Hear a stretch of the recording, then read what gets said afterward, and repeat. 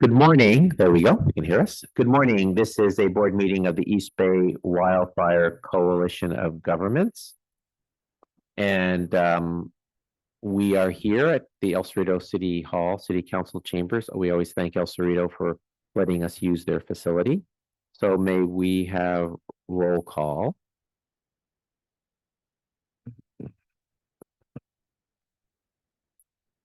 I can do that. Want me to do the roll call? Good. All right, I'll do it. City of Pearl. City of El Cerrito. Lisa Moriama, present. City of Oakland. Janani Ramachandran, present. Cordero Hercules Fire District. Bree Bowman, present. City of Richmond. Here. In Contra Costa County, I'm John Joya, and I'm serving as the chair. So we do have a quorum. Pull up here.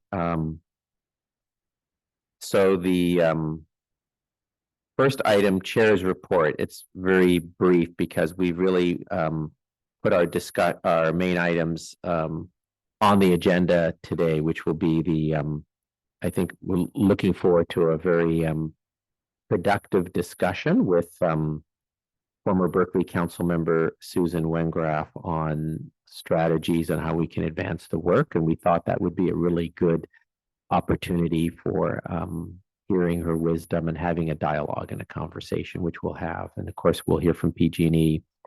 But we wanted to also have discussion regarding especially for the new members, our strategic framework, some of that effort that went on last year and really covered the dues. So we're going to try to get through those items quickly so we can spend time with our other two presentations, 6 and 7. And to note, just as an update, we have been working with the Contra Costa Consolidated Fire District about still continuing the discussion and details to have them serve as the fiscal agent. And my hope is that that will happen for the July 1 fiscal year. So just wanted to note that. And by the way, we have another member here. Would you like to introduce yourself? Hi, Shoshana O'Keefe, representative of the Berkeley City Council. Great. Good to be here. Thanks for being here.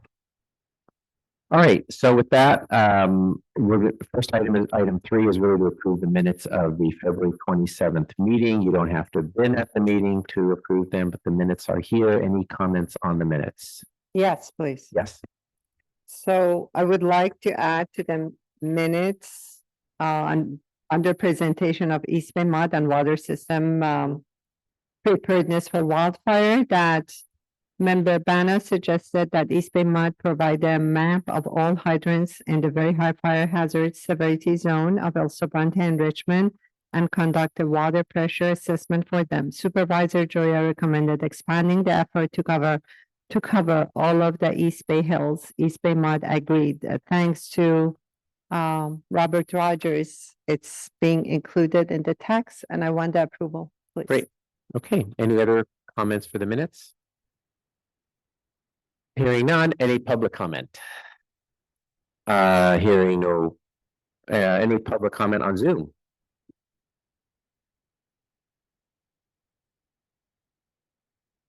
All right. Is there a motion and a second? All right. Okay. Seconded. Motion by Rhoda Hercules, second by Richmond. All in favor? Since we don't have Zoom, we don't need to do a roll call all the time.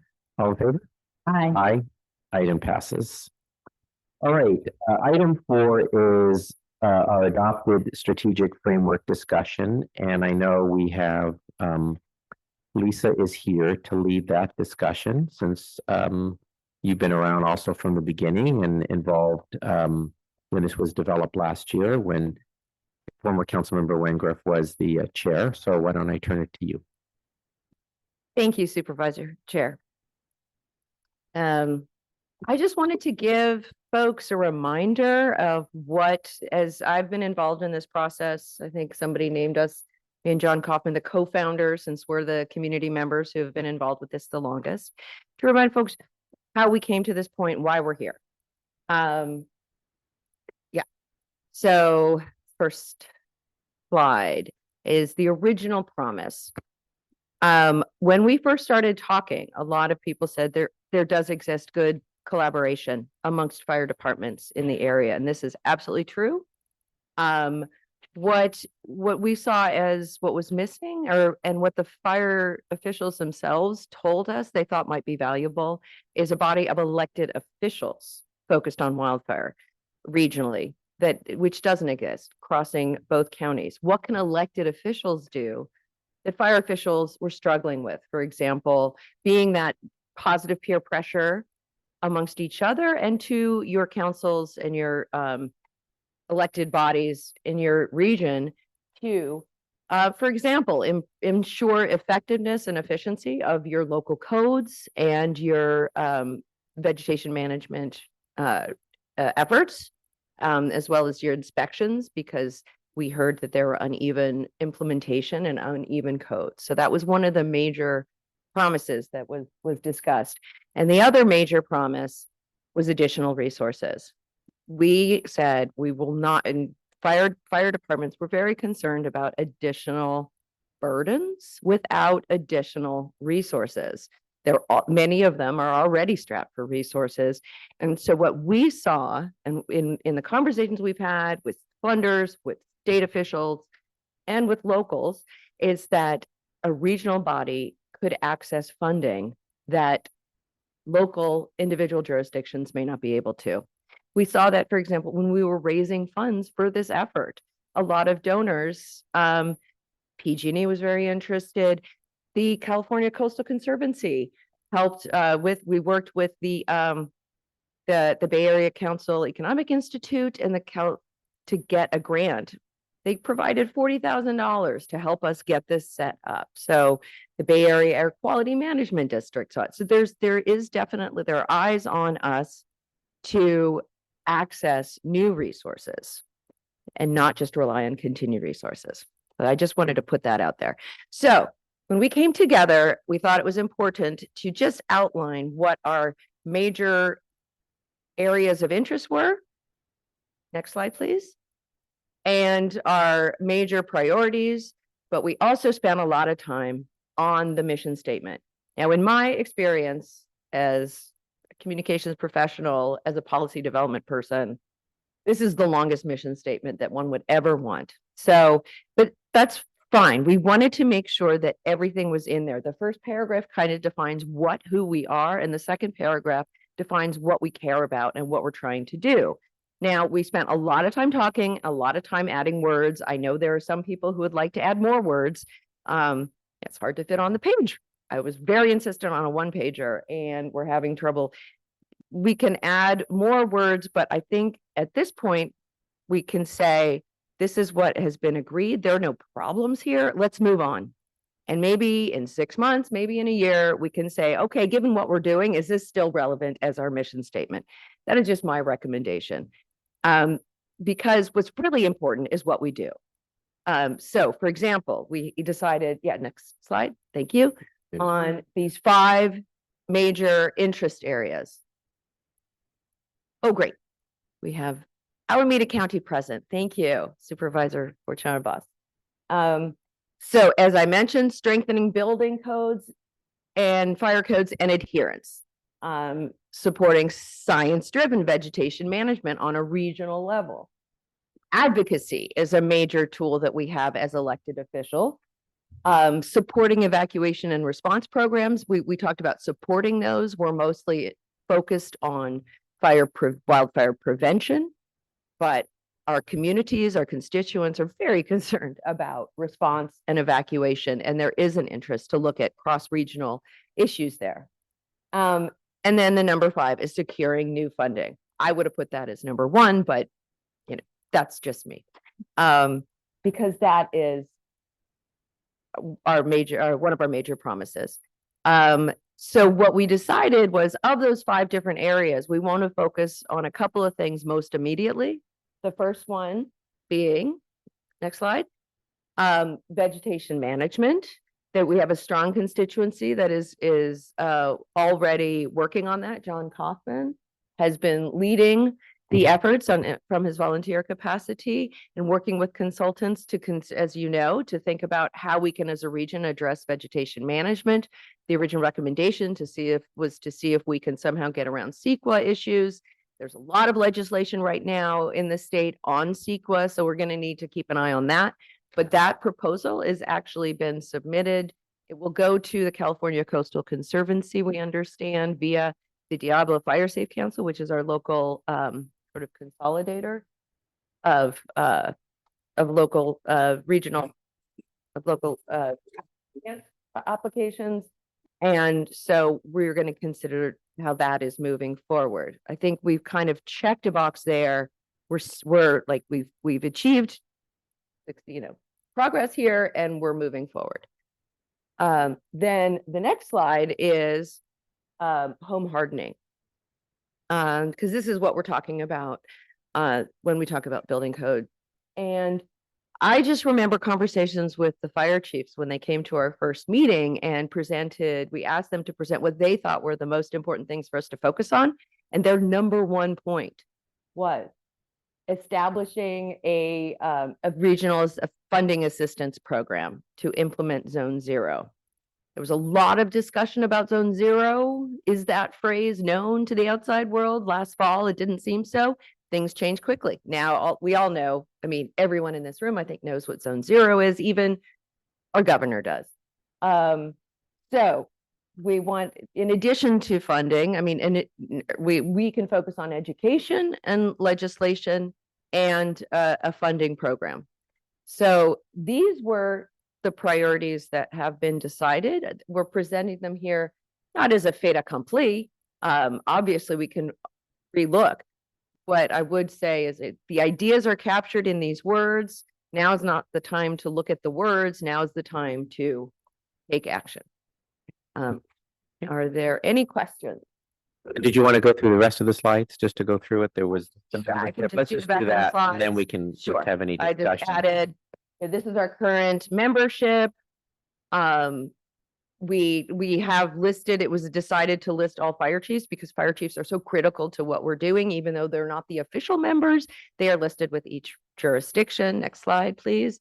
We also have what we're calling regional advisors in the original MOU. There was the ability for the chair to name an advisory group. What we didn't want is for that advisory group to be also a formal body that therefore has to be under the requirements of the Brown Act, that these advisors should be we can consult them, they can come, they cannot come, they're not part of quorum, but they're critical to our work. And most of the major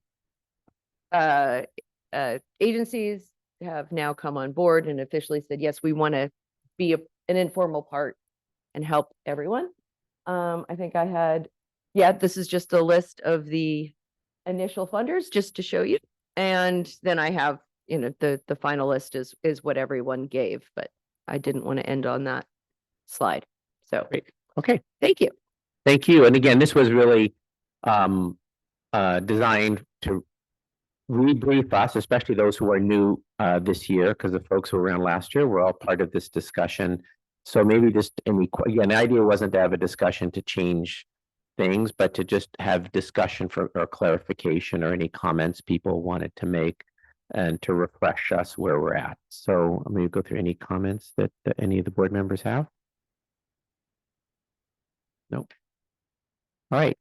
Appreciate that, Lisa. Is there any public comment on this item?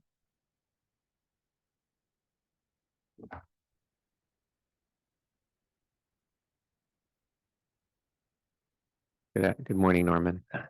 Yeah, hi, Norman LaForce, with the Sierra Club. Only comment is that the initial original mission statement had the term ecologically sound in it as one of the purposes or goals of the mission, and that was taken out. And it's a bit bizarre because in the section under vegetation management, it's in there.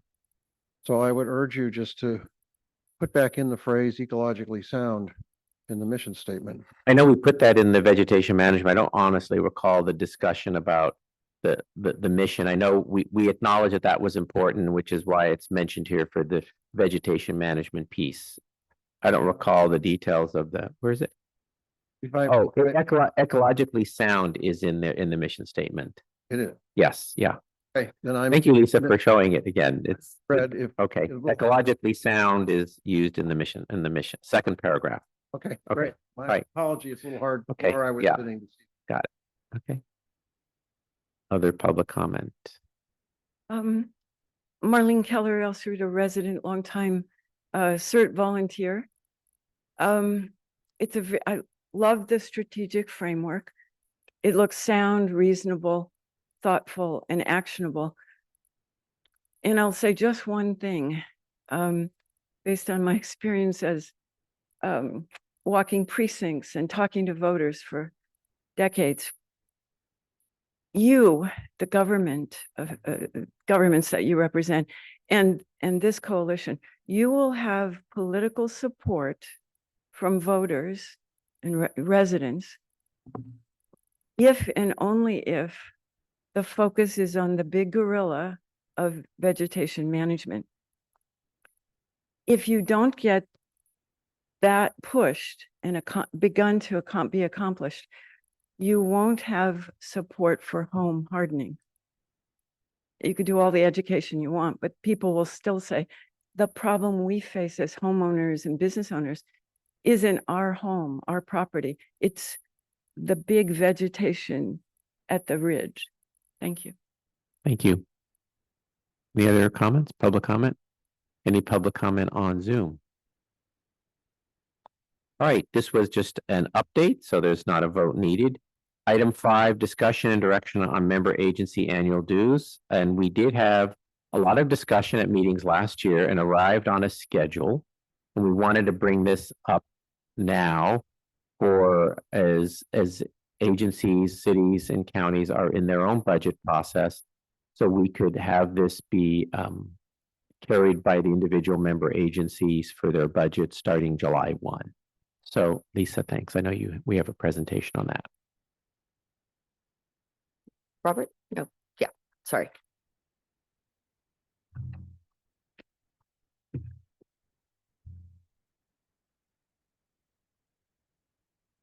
Press play? Hmm. Oh, yeah, you did. Okay,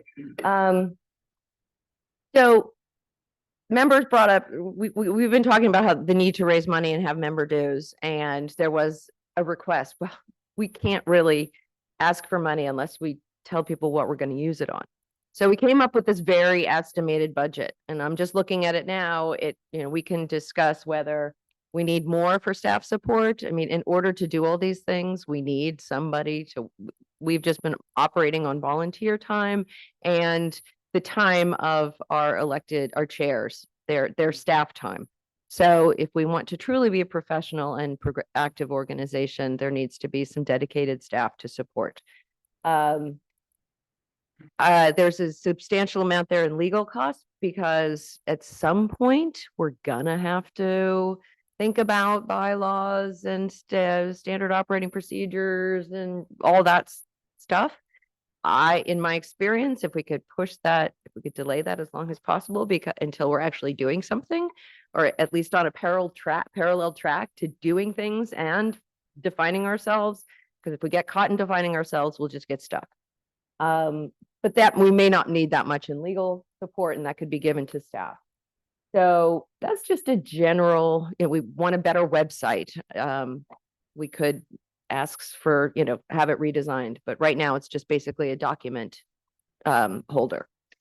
So that's just your general estimated budget. So to meet that $75,000, next slide, please. It was decided to come up with these amounts, and I think you should have them. Everyone has them in front of them. The idea was that we could perhaps get these amounts approved in year 1, and if we're still going strong, ask for more in year 2 so we can do more. But I think that we just have to prove that we can do stuff now. So the idea would be most of us are on July 1 fiscal years. The request to the members in November when this was approved was to go back to your respective councils and elected bodies and administrations and see how these funds could be identified and given to our fiscal agent by July 1st so that we can do more stuff. That is it. Right, and at this point, because we had turnover, we sort of held off, knowing it really is going to take the members to go back and handle this.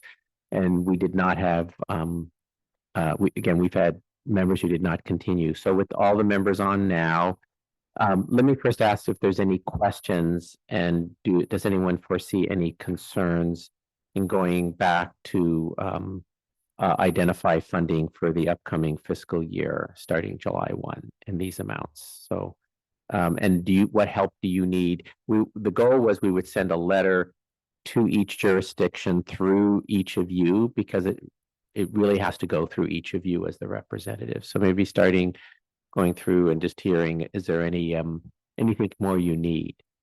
As far as Panola is concerned, I think we were already ready for a 2-year budget and a 2-year fee request. So we're prepared, and I've already forwarded this on to our city manager and finance director. Okay, and any follow-up that's needed, you'll let us know. Will do. Yeah, Councilmember Motoyama. We've discussed this, the number is with the city manager, and I believe we can do this. I think the overarching concern though is that, this will just keep growing and growing and become its own staffed Right. agency and requiring its own infrastructure and all All of up that. to us, so we can decide how much or not, right? But that's, Right, sure. that was our concern going into this. Sure. So hopefully it will stay somewhere in this modest range. Great, okay. Thank you. Vice Chair? With the year one amounts, I believe that Oakland will be able to do this. I know there was a little discussion about the year two amounts, but for the year one, I have spoken to our city administrator, and we should be able to have this be able to go through without a resolution. Good. I think that's why we wanted to sort of segment it out and start with year one and make that easy. And the same with sort of Contra Costa.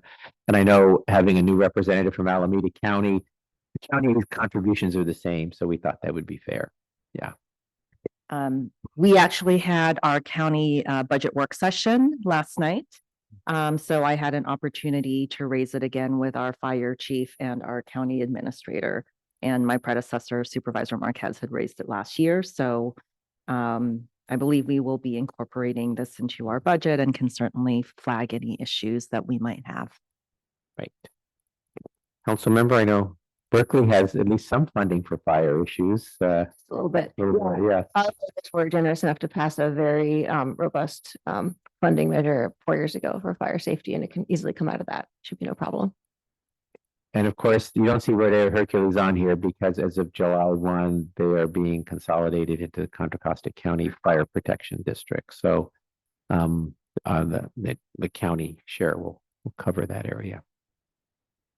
Richmond. So I shared it with our city manager. We're gonna request for legal opinion item on the agenda. I'm hopeful it will pass. a legal opinion just to approve it, to approve or? I don't know. They advise me whatever the city manager advises, I have to do. And so do any of you need an official letter? We'll do an official letter from our coalition just to follow up. How's that? Okay. All right. Is there any public comment on this? Either here or on Zoom?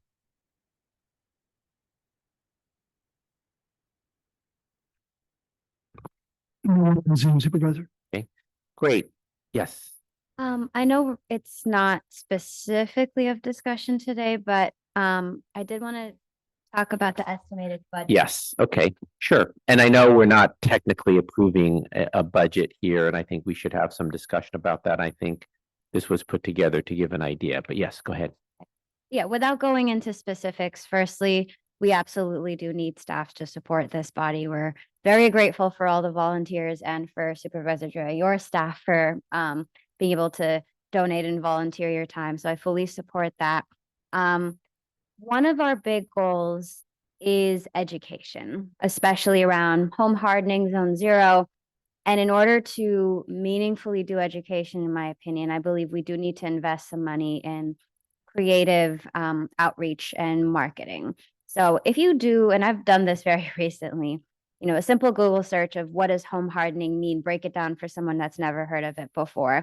What is a diagram of an example of a home that did not burn in Palisades and in such things. You have a lot of scientific, complicated renderings, but I think what we need is very simple visuals and short videos and the like to be able to spread this message. So in this budget, I would be interested in making sure we have a sizable portion for an education/marketing budget to reach especially the people that, and when we're thinking about the homeowner demographic, a lot of the new residents of the hills who don't understand what these words mean, who, if their cities have an annual inspection like Oakland does, you know, you do the bare minimum to pass the inspection, but you don't know what could actually keep your home safe. So as this develops, I would like to make sure we have a decent amount for marketing, and again, fully support the staff amount as well.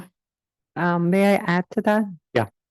So Marin County is a few steps ahead of us in terms of education and wildfire preparedness and everything. They have annual fairs, and the East Bay Fire Safe Alliance has been discussing having a bi-county fair. There is this called Ember Snow.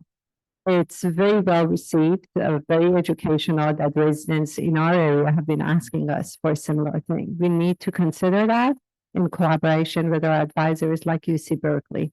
So grants, budget, whatever it is, but I hope we can put it on the agenda. What we can do is at a future meeting, especially once we start receiving money, is to have a discussion on budget. And for the upcoming year, whether that's in June, the June meeting, possibly, we can have more discussion on that and look at what we need really, both to provide infrastructure for this organization, right? And then what kinds of activities that are part of education and to fund. And I know we do have an arrangement, maybe Susan, you can talk about this at the outset on the next item, where you're going to work on some issues with us. So once you can maybe start some of your discussion about that too. Okay. Great, thanks. All right. Supervisor, we do have a speaker now on Zoom. Sure. Comment remotely.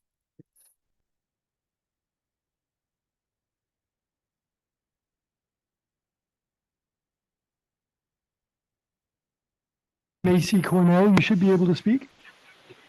Hi there, this is Macy Cornell. I volunteer with the Oakland Fire Safe Council and also Macy, can you hear us?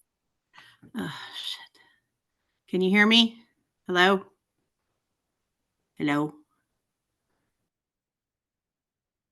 Unmute. Hello, can you hear me now? Sure, come on up. And Henry DeNiro, Berkeley Fire Safe Council, and a member of the Fire Safe Alliance. So just a quick comment on the question of graphics and videos for educational purposes. There are some very good existing graphics for the fire zones 0, 1, and 2, what a home looks like with it that exist. And there's some very complicated descriptions that are, 4 or 5 pages long, and there are some great videos that have been developed, particularly since the LA fire. So I think it will be relatively simple to create a package of graphics, a couple of charts, 2-3 pages of images of houses, what a house looks like when it's got the proper vegetation management, including zone 0, what the key elements of home hardening are. And there is a triage for home hardening, and there's science behind that. And then maybe some videos that demonstrate some of the points. I think that would be relatively simple to put together from existing materials. Great, thank you. John Kaufman speaking from the point of view of the Claremont Canyon Conservancy, which is a neighborhood group that's been very involved and concerned with this whole issue. I want to commend Councilmember Ramachandran for raising the issue of public education. This is critical for all the reasons we understand, but especially because we are asking people with home hardening and defensible space to do something that they're not accustomed to doing, which is taking their landscape in the first 5 feet around their house and in many cases changing it. This is a big issue among people in my neighborhood, and I'm sure in neighborhoods across the East Bay Hills. So public education is very important. People have to understand that change is necessary if we are going to keep our houses safe. Thanks. Thanks, John.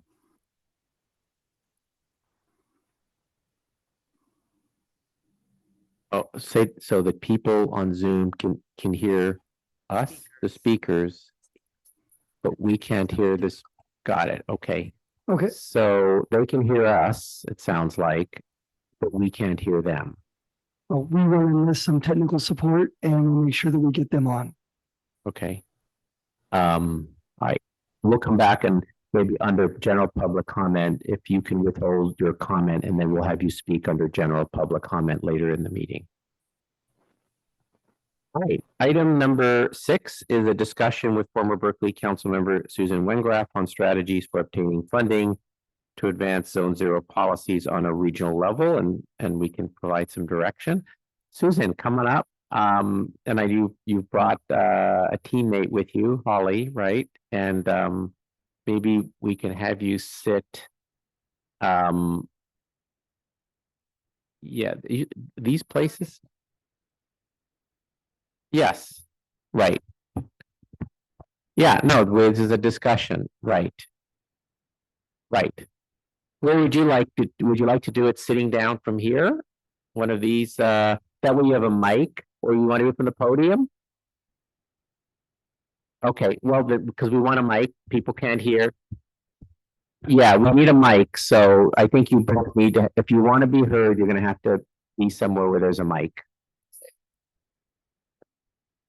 Good, okay. Yeah. We want it informal, but we want people to hear you, so the mic is important. Well, thank you very much, and good morning to everybody. My intent today is really to have a discussion. I want to hear from you. And that's why I don't have a PowerPoint, and it's not really a presentation. So I want to introduce Holly Million to you. She's the Executive Director of the Diablo Fire Safe Council, and she'll be partnering with me this morning on our brainstorming session. Holly has a wealth of experience in nonprofit leadership and fundraising, and we're really fortunate to have her here today. She knows the landscape much better than I do, so I'm thrilled to welcome her to begin to think this through together. So what's the problem? In 2020, the California legislature passed AB 3074 with the intent of mandating Zone 0 in high-risk fire areas. So that was 5 years ago. Then in 2024, they sat on it. They really didn't move forward. Then in 2024, SB 504 was passed, requiring a 5-foot ember-resistant zone around structures.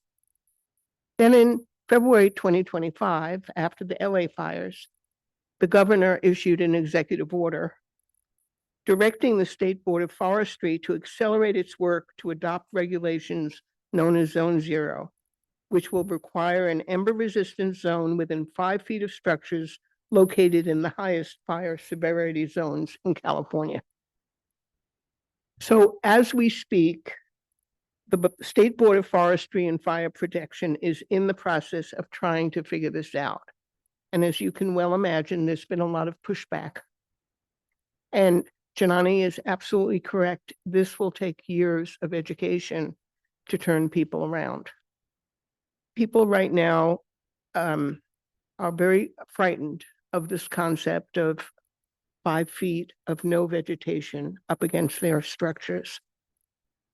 And they can't really imagine anything that's attractive to replace what they have now. So we have a challenge, but as a regional body, and Niccolo DeLuca told us this, and some of you weren't here, but he's a lobbyist in Sacramento. And he said, you as a regional body have tremendous power. So what I'm here today to do is to try to get your input on how we can move forward to raise enough money to help all of our jurisdictions to do regional zone zero implementation. Because this is not a home-to-home issue. This is a community issue. It doesn't work if only one house does it. Everybody has to do it. Otherwise, it doesn't work. So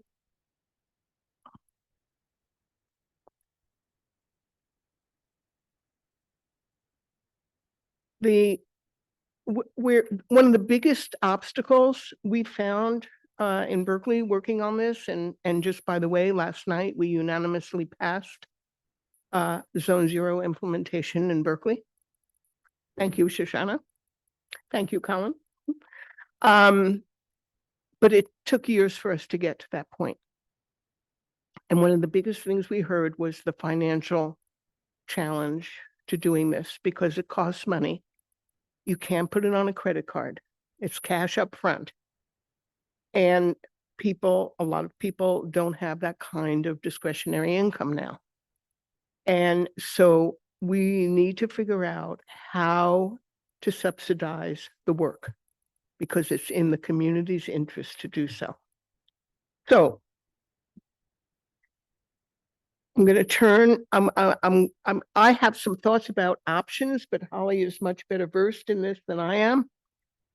There's, just quickly, local funding bond measures, right?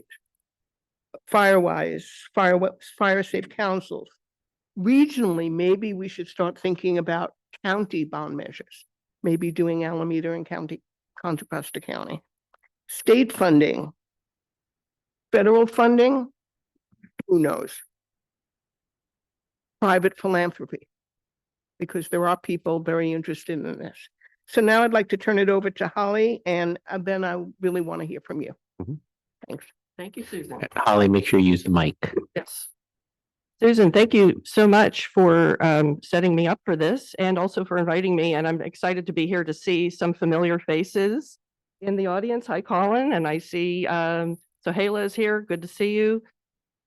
So I have a background in fundraising. I've been working in nonprofit fundraising for 35 years. It's one of my favorite things to do. And fortunately, my name is Million, so it comes in very handy in that work.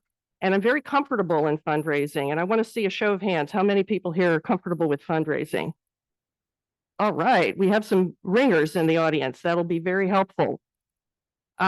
So I came to Diablo Fire Safe Council 2 years ago, and my background was not in fire safety at all. It was in nonprofit management and fundraising. But I live in Oakland and I live in the WUI, and I'm very concerned about fire safety. And I saw the opportunity as a way for me to use my skills. And my background also is in organizing and building partnerships. So it was perfect timing. And Diablo Fire Safe Council has been around for 25 years. But in the last several years, we've been going through a major transformation. And we were very fortunate to receive money from the State Coastal Conservancy to manage the regional prioritization plan for Alameda County and Contra Costa County, which we've been working on since last year. And during that process, we've reached out to about 500 stakeholders through the two counties. And I'm being invited to come and speak about this process. The regional plan is really a major opportunity that all of you should be participating in because it's directly tied to funding. Next week, I'll be in Sacramento with the other grantee organizations, and we're meeting with the Department of Conservation, the Coastal Conservancy, and CAL FIRE, who are specifically talking to us about funding opportunities for proposals that are in the RPP. So we received 29 proposals in the first round of submissions to the process for the RPP, and we approved all of them, but ranked them high, medium, and low, but they all had merit, so they're in the current round, approved. We also received, and it's snowballing, this is kind of how it goes. We've received 60 proposals since that first round. We have 60 new proposals that we're reviewing. And I know that some of the organizations that are here, the agencies that are here have submitted, but many haven't. And this is where I want to start the conversation. You have to be at the table to be considered for funding. So you need to start participating in these group processes and be visible. I had a meeting with the Department of Conservation early in the process, and they said, we have money. We will be looking at who's in the plan, and you need to let them know they have to be there in order to have any chance at this. So I'm telling you this now because I'll be there next week. And we're inviting all of you to contact us. If you have questions about how to submit a proposal, you can talk to me directly. These are proposals, so explain that this is on the regional plan. Talk more about that. Yes, so the proposals that are being submitted by many different types of organizations, from government agencies, fire departments, academic groups, community groups, and they all relate to fire safety in the region.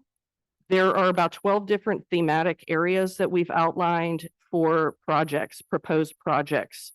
They range from everything from creating shaded fuel breaks to investing in technology to doing home hardening in Zone 0 to doing defensible space. It's everything.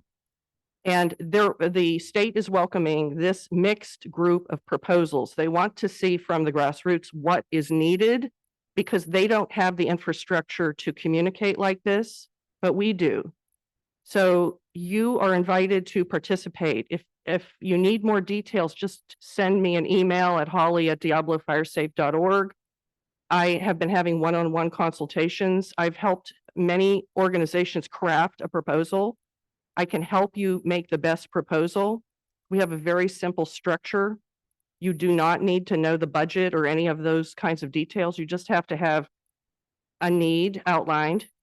We submitted a proposal as a group already, as you Yes. know. And that's on in the second vegetation. round. Yes. That's being considered next. So your proposal was excellent, John. And I worked together through Yeah. email. We set that up. So you're in there.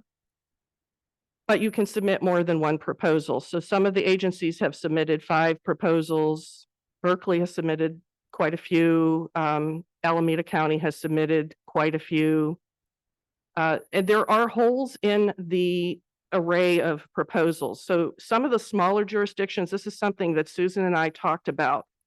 You may not feel like you have the bandwidth to put together something. My strongest encouragement as a professional fundraiser is that you have to collaborate and partner, especially now. If you're working alone, your proposal won't have enough impact. You have to work with others. So that's why this group can put together more proposals for Zone 0. And I love Susan's idea of the regional approach. It will be seen and it will be attractive. So let's talk about how to do that. Some of the smaller cities, Pinole, others that San Ramon, Hercules, others, it would be a great idea for you to work together collaboratively on a proposal. Sahela and I talked about West Contra Costa Fire Safe Council. We share a board member between us. We worked together and there was a proposal submitted for, what was it, Sahela, about 20 different defensible space projects as one package. Yes, many projects, mostly in unincorporated El Cervante and Richmond, Pinole, and City of San Pablo. Yeah, so there was an example. Just through the conversation, we could creatively see how this could be arranged in the way that would have the most impact and be the most attractive to funders. So that proposal is now under review as well.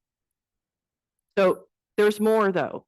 Diablo Fire Safe Council is also exploring new ways to fund our own work. And I have a background in all of this, so I'm confident we can do this. One is individual donor fundraising. Now is the time for you to consider doing that because individual homeowners are very concerned and willing to put money into projects.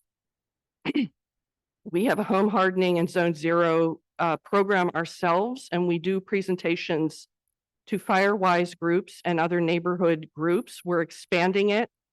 It's going to be home hardening, Zone 0, and defensible space presentations. Excuse me. That would be great. So we started to do these presentations with a CAL FIRE grant. We do them for free. At the presentations, we let people know that if they appreciate what we're doing, they can pay it forward and allow us to do more. Since we've been doing that, we have been getting lots of individual donations, including up to $10,000 from individuals. So we're promoting this heavily and we're giving people a way to do something. They want to see it happen. Berkeley, City of Berkeley also has a donor who is going to give a contribution for home hardening in Zone 0. Because Berkeley's not a 501c3 nonprofit, they approached us and we have, through that discussion, set up a fiscal sponsorship program, which is where a nonprofit allows others who don't have nonprofit status to work with them to fundraise. So Berkeley is signing an agreement with us. Thank you. We're signing a fiscal agreement. Thank you, Colin, for your help with that. And the way it will work is we will take a fee for processing the money, and we will be dispersing funds that Berkeley designates to be paid to homeowners for home hardening. So we are going to write the checks and we'll issue 1099s to those who receive the support. Berkeley gets the work done and the donor gets the tax write-off for the contribution. It's a win-win-win. So my board approved our establishing this relationship and making it a permanent program. We now have a fiscal sponsorship program and we can offer this to other entities that need it. So there's a couple of ideas there.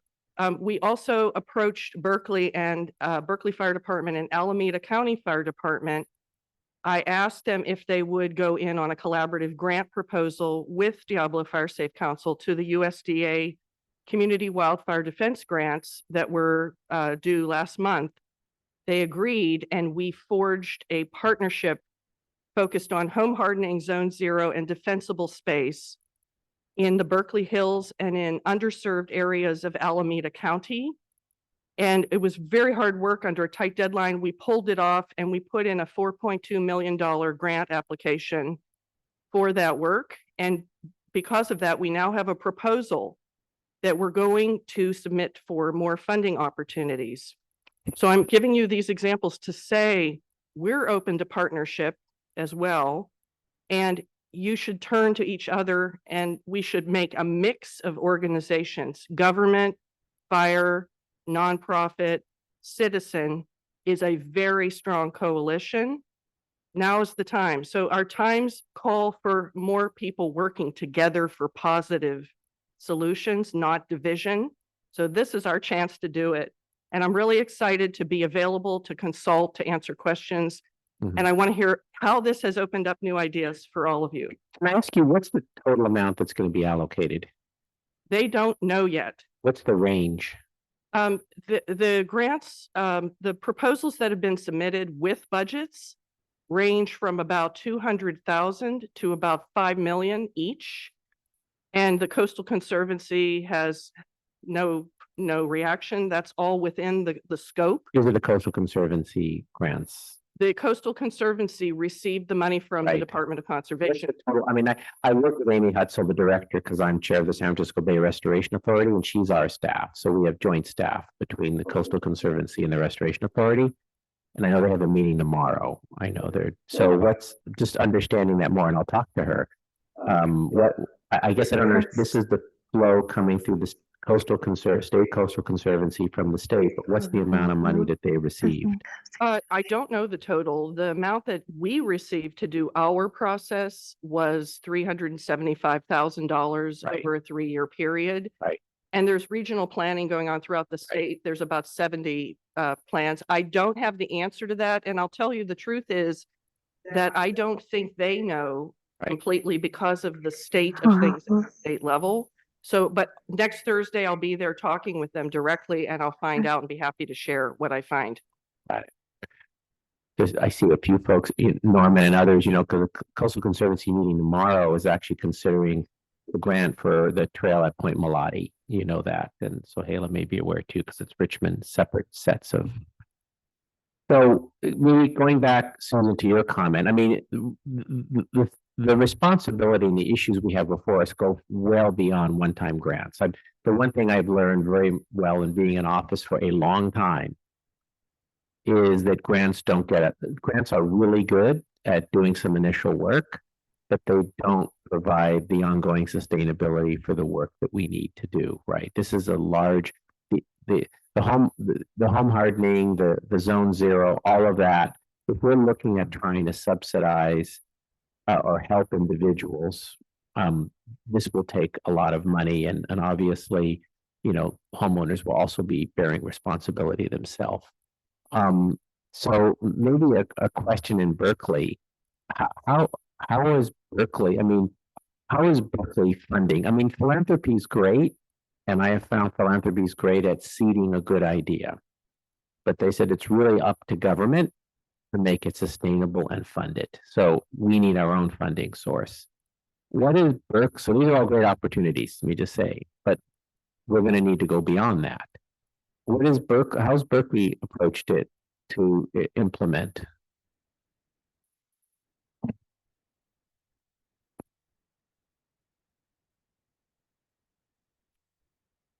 $9 million a year into the fire department. And some of that money is used wildfire mitigation. We are trying to figure out how to subsidize the work.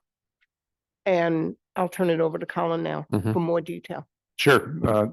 Thank you, Susan. So Measure FF in 2020 brings in that $9 million a year. A lot of that goes towards operations and ongoing costs, staffing, the inspection program, a lot of the year-to-year work that you talk about in terms of keeping the priorities running. And that money split between wildfire and other operational costs like development of EMS, other emergencies, dispatch, facilities. So the money gets spread in a lot of different ways. In terms of what we're using currently towards actually getting the work done, we have a $1 million CAL FIRE grant for defensible space resident assistance program that was secured thanks to our Office of Strategic Partnerships. I did a lot of that work. And so that money is going to go to supporting low income, medically disabled, or otherwise incapable folks of getting the zone zero and defensible space work done. To be quite frank, that's the cheaper of the issues. Doing the vegetation work around your home, some people can afford it. Some people can do the work themselves. We found that up in our highest risk neighborhoods, neighbors are actually just partnering up and helping each other out.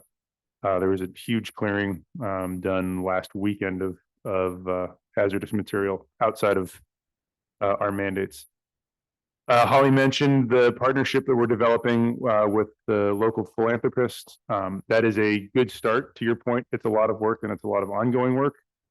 However, any new structure that's built or modified with a permit in these zones is implementing Chapter 7A, which is the home hardening component.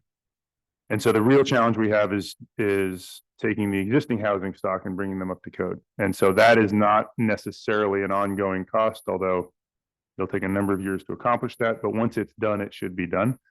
And so because we have limited funds that may increase over time, depending on whether other people are interested in that opportunity, we are leveraging those funds in the areas that are the highest risk. So using the Xylo plan modeling that we shared,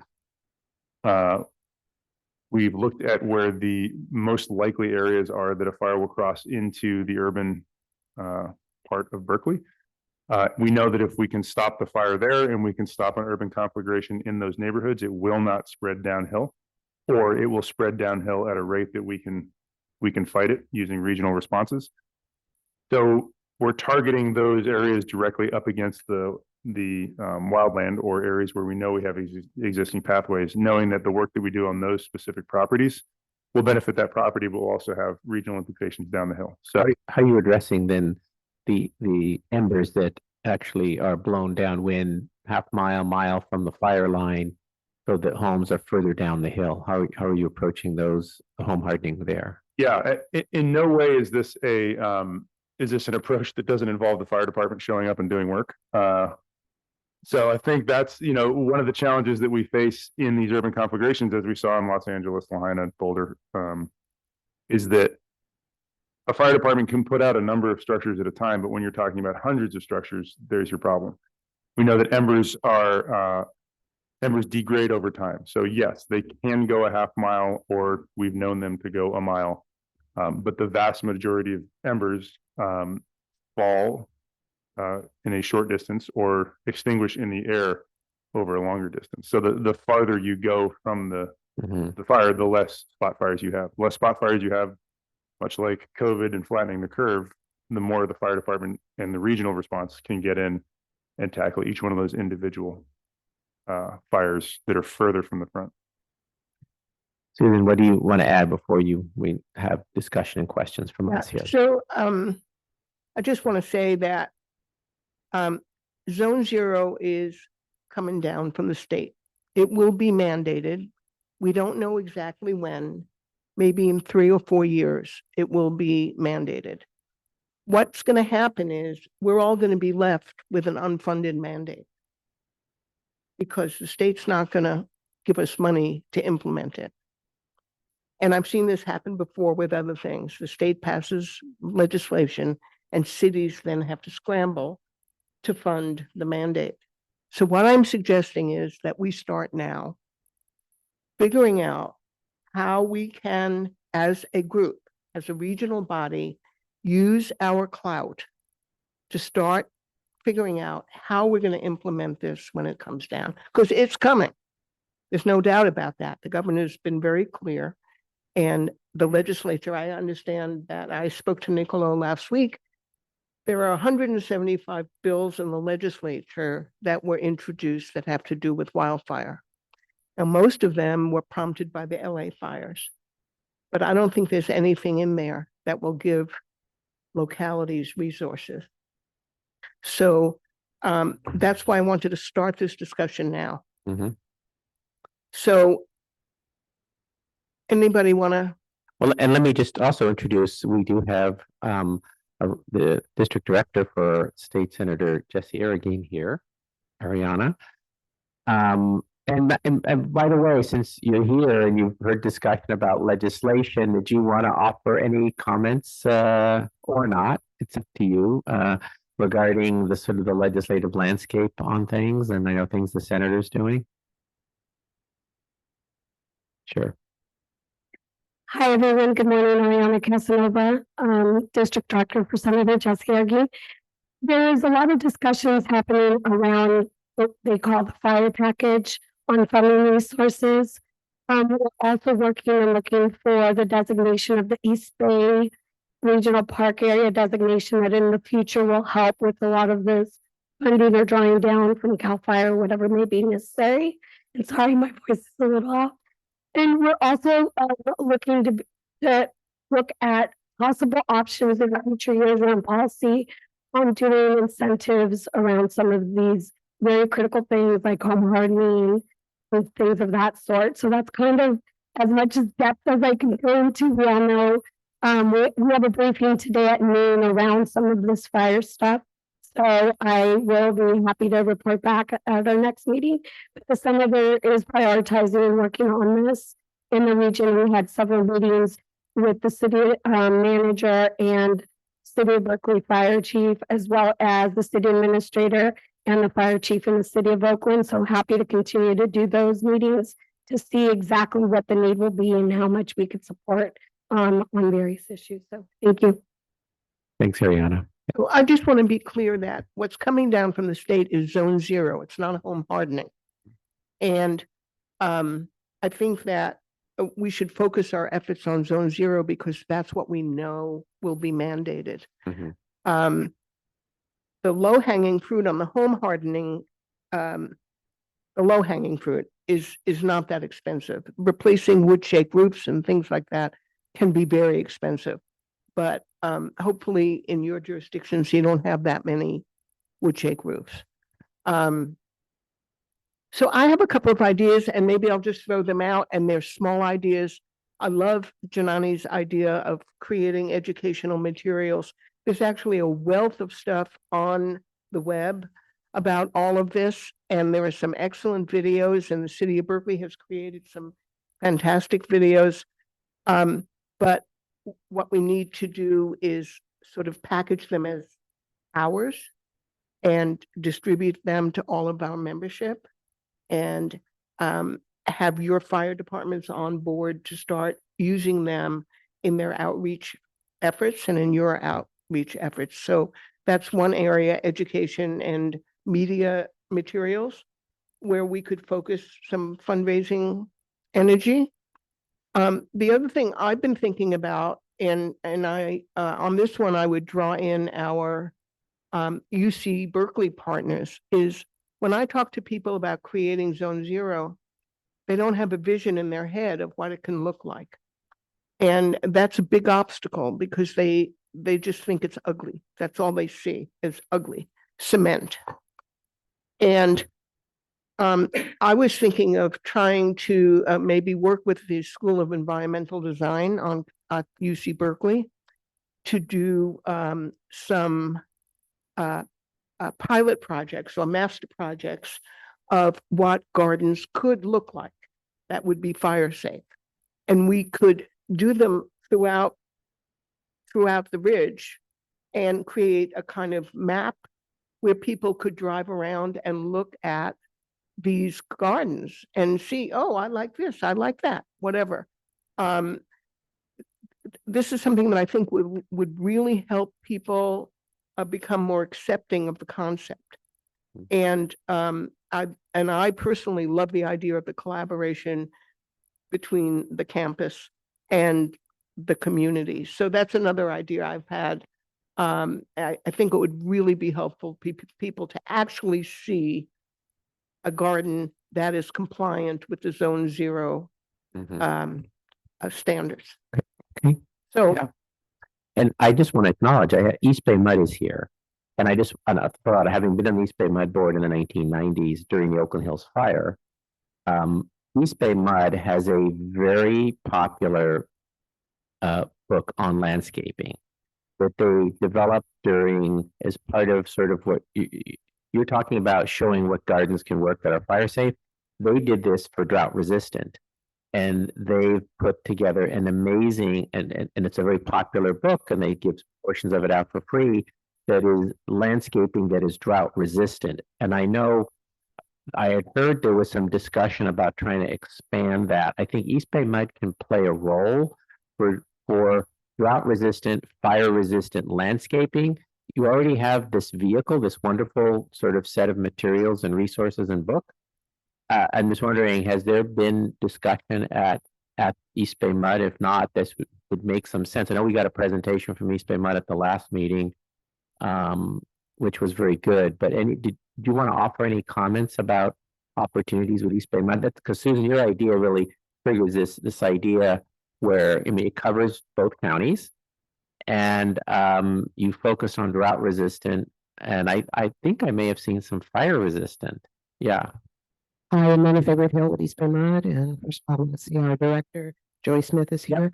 And we do have a fire escape booklet that we've had for a while that's available. Right now, it's very popular. People are requesting it, but we can make it available. And we also have, in addition, our drought tolerant landscaping. What we'd like to do, and I was just making notes about this, is share that information and then link information from other entities on our site so that everyone is sharing the same information. So I can certainly send you the fire escape booklet and provide it for this council so that everyone has it. And maybe it makes sense, and I'm glad to see Director Joey Smith here represents much of West County on the East Bay Mud Board, that of looking at how to work with East Bay Mud to expand this because you can play a role in making things popular, right? To show, look at all the wonderful landscape options that exist that are both drought resistant and fire resistant. Okay, just one word of caution. Yeah. Fire resistant is not enough. Zone Zero is very clear. Yes. Yes.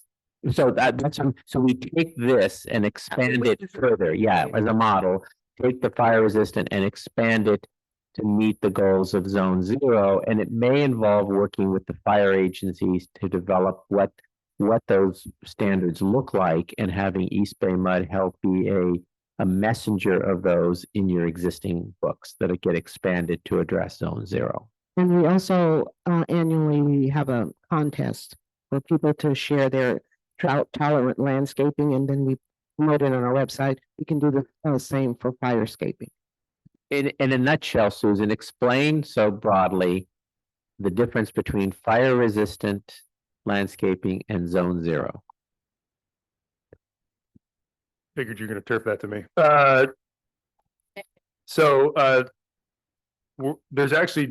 There's a version of the state fire code that's getting rid of the word fire resistant, because the language is a bit misleading. So just about any vegetation can burn.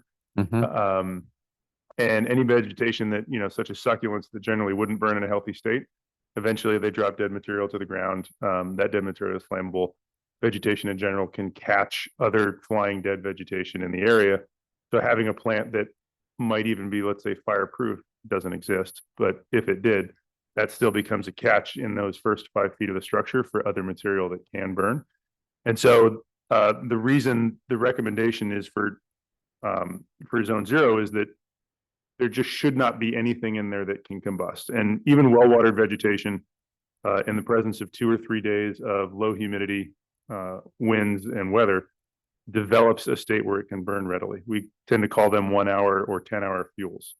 And in the wildland speech, what that means is that in a 1 hour fuel, such as light grasses, within 1 hour, that vegetation will assume the humidity of the air around it. So on a wet day, it won't burn. On a very dry day, within an hour, it'll assume that 10% relative humidity. Like grasses or 1 hour fuels, 10-hour fuels are things like light brush, coyote brush, sage. Then you have your 1,000-hour fuels, which are things like trees. So trees obviously maintain their humidity for much longer. You'd have to have thousands of hours of very dry periods for that to be as readily combustible. Got it. Thank you. Yeah. Good. What my understanding is that potted plants in ceramic or iron pots, non-combustible pots, are allowed 12 inches apart, 18 inches tall. And mature trees that are limbed up are allowed. So we can work, bottom line is take some working with an agency like East Bay Mud to incorporate those policies in materials that they do. So why don't we go open up to our discussion here? Good. Vice Chair Ramachandran. Thank you very much for explaining to start to break down some of the nuances of what Zone Zero means. I see this as approaching it like a public health campaign with a very simple, straightforward message about that first 5 feet, and having our messaging be in tiers. You have for the everyday resident who, maybe just moved to the hills from San Francisco, or has never, the only reason that they care about wildfire is because their homeowners insurance rates are going up. That demographic, just a simple message of don't have anything within 5 feet. And that may include a population who only has 5 feet of space outside of their home before it goes to their neighbor's land. But in my perspective, I think a very simple public health type messaging campaign would start there. And then there's tiers. And then you go into more details for those residents that are part of a homeowners association or Firewise community or otherwise neighborhood association, people who want more detail, who may have more resources to change their roofs and things like that. But I think a tiered approach would be great, and starting super simple with how can 5 feet save your home? What are examples from the most recent fires of structures that didn't burn with those 5 feet clears versus those that did? And I think that we can all put our heads together to come up with some very catchy, extremely simple messaging. And also, because of the LA wildfires, you are also seeing a lot more discussion of wildfire prevention in everyday media, on the radio, on popular podcasts, in you know, in the social media of influencers, you're starting to see it creep up a little more. And I think that's an opportunity to get free advertising on that simple messaging campaign throughout the East Bay region. But I think this is a really great start. And Susan, very excited that you are helping us craft all this messaging together, given all of your experience in Berkeley. And I would love to see how we can help this, you know, campaign of sorts grow and focus on as a priority the simple messaging, and then as a tier 2 for those who will read a little more, or spend a full 5 minutes watching a video, you know, a second level of information. So, Janani, if I can just clarify, are you suggesting that we think about a proposal that would give us funds to create a messaging campaign?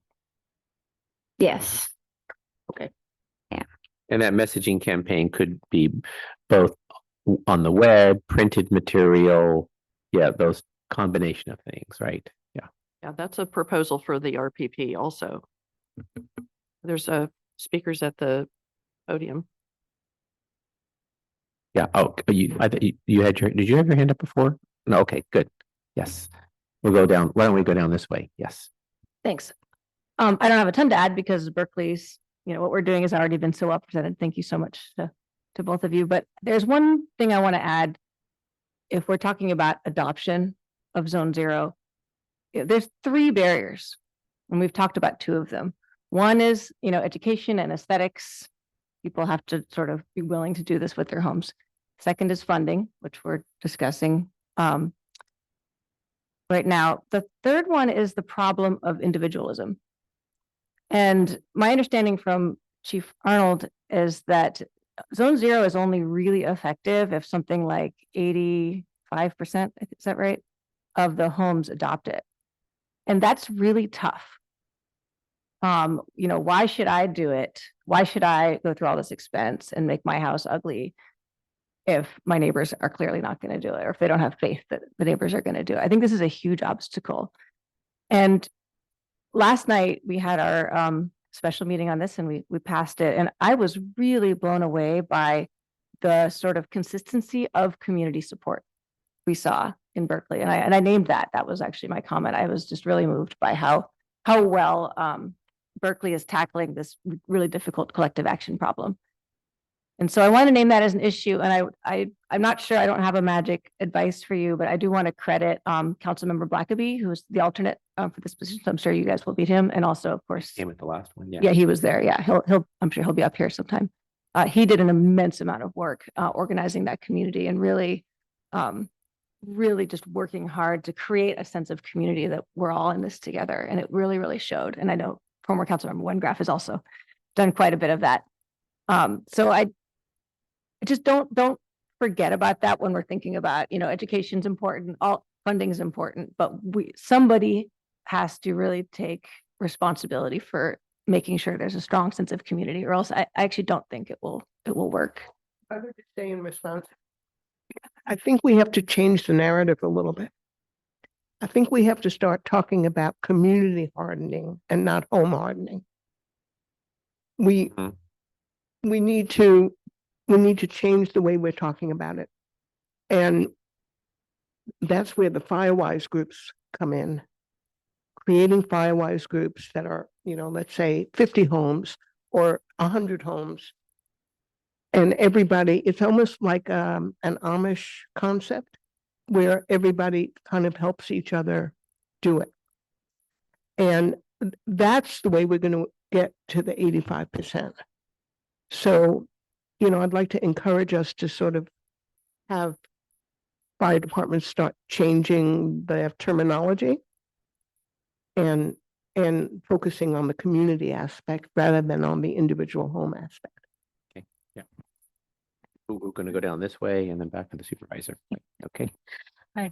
I'd like to thank Susan Holly for joining us here today and for being able to have this open forum of discussion. And I particularly liked your idea of Susan's School of Environmental Design and incorporating them, because ugly is something that does come to mind. It's very hard to change it. You can't visualize it. Hey, can you hold up the mic a little bit?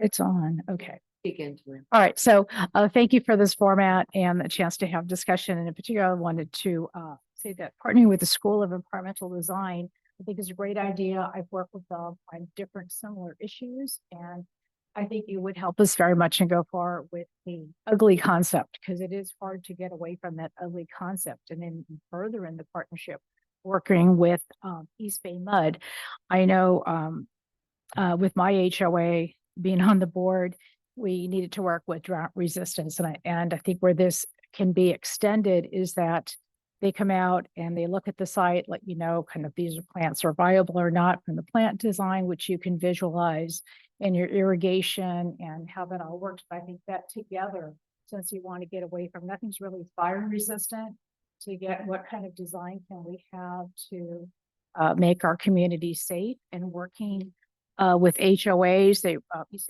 working with HOAs or working with individuals. So I think that they have a real good boots on the ground program to help us that could be extended. And also what I did with my HOA is I went to the local nursery and I said, we've got this system with drought, we're a situation where things need to be drought resistant. And you provide and have a morning program on what type of plants would be good for us to consider, and it makes it easier for architectural review and it doesn't look ugly, and give us some designs. And I can tell you that they were very good at doing that. They also had a continental breakfast for us, and they offered a discount to my neighborhood. So in this partnership, it's going, from here's this design implementation all the way through down to the roots and the individual. So I wanted to offer all of that, and some of these areas are certainly in this part of the partnership could be incorporated into proposal, and other would be simply the networking and putting out on that. Thank you for this discussion. Letting me share. Okay, Suhaila. Thank you. So I'm glad to say that we're going to have the first educational garden in Richmond by Fire Station 63. It has taken a year to do the legal forms between, it's not the School of Environmental Design, actually, it's UC Master Gardeners of Contra Costa County. So it's a MOU between UC Master Gardeners, City of Richmond, and West Contra Costa Fire Safe Council.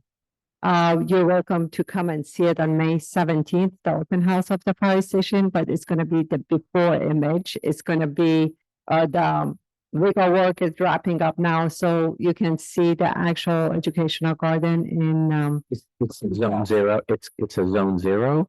no, zone zero means no vegetation. Right. So zone zero is ugly. No, the whole garden. Oh, it's a The corner of Valley View and the main road, the fire station. How does it relate to fire? Is it Of fire retardant plants, the way you should do your front yard or backyard. It's beautiful. At the same time, it's fire escaping, not regular landscaping. So fire retardant landscaping or fire escaping. We are planning to also, it's right by East Bay Mud Plant, so we are planning to apply for a grant to make it even better and more educational. We've been encouraged by East Bay Mud, so that's the good news. We're very proud of it. But I would like to say that zone zero is going to be ugly regardless, because there's no vegetation as far as I know, but maybe some ceramic plants. But one way we can help is with economy of scale. For example, rocks are expensive, but if all of us get together, talk to some distributors, ask for discount, 10-20%. It's good for them. It's good for us. We can deliver them to fire stations. So we need to plan those kind of things to encourage them, to encourage the residents, and make it a whole collaboration at a larger scale. And I'm sure we can get a, good response and hopefully good discount from the providers and distributors. I also would like to talk about uniform approach. I really like the suggestion that we should have a uniform approach. Maybe we could have a collaboration between the Fire Safe Alliance, fire departments, and UC Berkeley to have that educational material on our website, East Bay Wildfire Coalition, that is simple to understand, validated by the fire departments, and then adopted in our cities too. I think a uniform approach will be very strong, and the fire safe councils can help with the material that's easy to understand rather than technical for the public. I have some questions for Holly. Thank you very much for the RPP and giving us the opportunity to submit some of the projects. We did it in a rush, actually. There are not all the projects. We would like to add to them if possible. And I remember you said it's on an ongoing basis, so we will have time to add to them. But you talked about ranking. How do we do the ranking? Is it open? How can we make a stronger case for our projects? So again, the RPP, I glossed over some things. I'll fill in some blanks now. Thanks, Sohaila, for teeing me up for that. So we have a grant that runs through the end of 2026, and we're accepting proposals on a continuous basis. So there's no deadline. You can submit again and again new proposals. Yes, you can revise what you've already submitted. The proposals are being reviewed by a steering committee that includes fire professionals from both counties who agreed to serve on a steering committee. And they're looking at all the proposals together. We wanted to reward the groups and the municipalities and agencies that are submitting. And so if a project had merit, we approved it to be included. If it was less impact, if it had less impact than some other project, it would be ranked lower. So in most of those cases, that would be an example of where an organization was working alone on one project that was limited in scope. And the higher priority ones were ranked higher, high and medium, were those where there was more of a collaborative effort. So those were the better proposals because they're going to cover more ground, they're going to impact more people. So the committee made a decision based on that. We've developed criteria. We have a stakeholder meeting this Thursday at 11 a.m. by Zoom. And if you'd like to be included and invited to that, you can email me at holly@diablofiresafe.org. And you'll see the proposals that were approved in the first round, their ranking. And then also you'll hear more about how to submit. So let me know if you'd like to be included. The other thing I do want to mention is very important is that as part of our grant deliverables, we need to compile a list of funding opportunities that we share with stakeholders. So we're doing that now. We have our staff working on compiling and we're being given leads from everyone involved. So there will be an organized list of vetted opportunities that stakeholders will see. So that's another reason to participate in this process. So there's a lot of details, but the simple answer is if there's a project you have that you know will help people, please submit it and let's talk. I'll help you develop it into the strongest proposal it can be. For example, some of the things I didn't realize we actually have a PG&E's presentation. There's a time issue. So what I was, go ahead. What I was going to do is maybe go to that and then finish our discussion here because we want to get that. Can we do that? So this is really good. And we'll go to the PG&E item, come back, finish our discussion and take public comment. How's that? Perfect. Okay. So I didn't realize that. Sorry. So we're going to switch to that. I know we have a little more to discuss on this, probably not a lot more, but a little more. We're going to come back to this and do that and then take public comment. All right. With that, I know there's been a lot. This is the next item number 7, presentation by PG&E on fire reduction strategies and their efforts. There's been a lot of requests by both the public, I know my colleagues here about what's happening at PG&E and their role in all this. So appreciate having Sarah Yoel here from PG&E for this presentation. Thanks. Awesome, thank you. Sorry about that. I had the meeting scheduled to end at 11 and I have another meeting at 11. But appreciate you all having here. My name is Sarah Yole, and I'm the Local Government Affairs Manager for PG&E for the Bay Area. So all local government affairs issues in the Bay are handled with my team. Happy to be here to talk about just what our wildfire prevention efforts that we're doing at PG&E. Next slide, please. At PG&E, we have a really big safety culture. So I want to just take a safety moment before we get into the presentation. We encourage our coworkers and customers to prepare for any natural disaster or emergency. We recommend building a disaster supply kit for you, your family, and your business, which includes food, water, medication, flashlights, first aid kits, and a list of emergency contacts. We have a really great resource for folks who want to put a kit together and don't know where to start. So we have our Safety Action Center. That site can be found at safetyactioncenter.pge.com for folks who want to put together one of these safety sets. Next slide, please. So I'm going to try to cover quite a bit of stuff and leave time for questions, which you see based on feedback that I've gotten and stuff that I know folks are interested in. We're going to cover transmission upgrades that we're doing in the community, identifying and reducing wildfire risk, undergrounding and wildfire safety system upgrades, our vegetation management program, and then some of our safety related programs, our enhanced power line safety setting program and public safety power shutoffs, and then talk about some customer resources. And you all have this slide for that information to refer to this later on. We sent out the presentation and we are also going to post it on the web for everybody to access. Thank you. All right, next slide, please.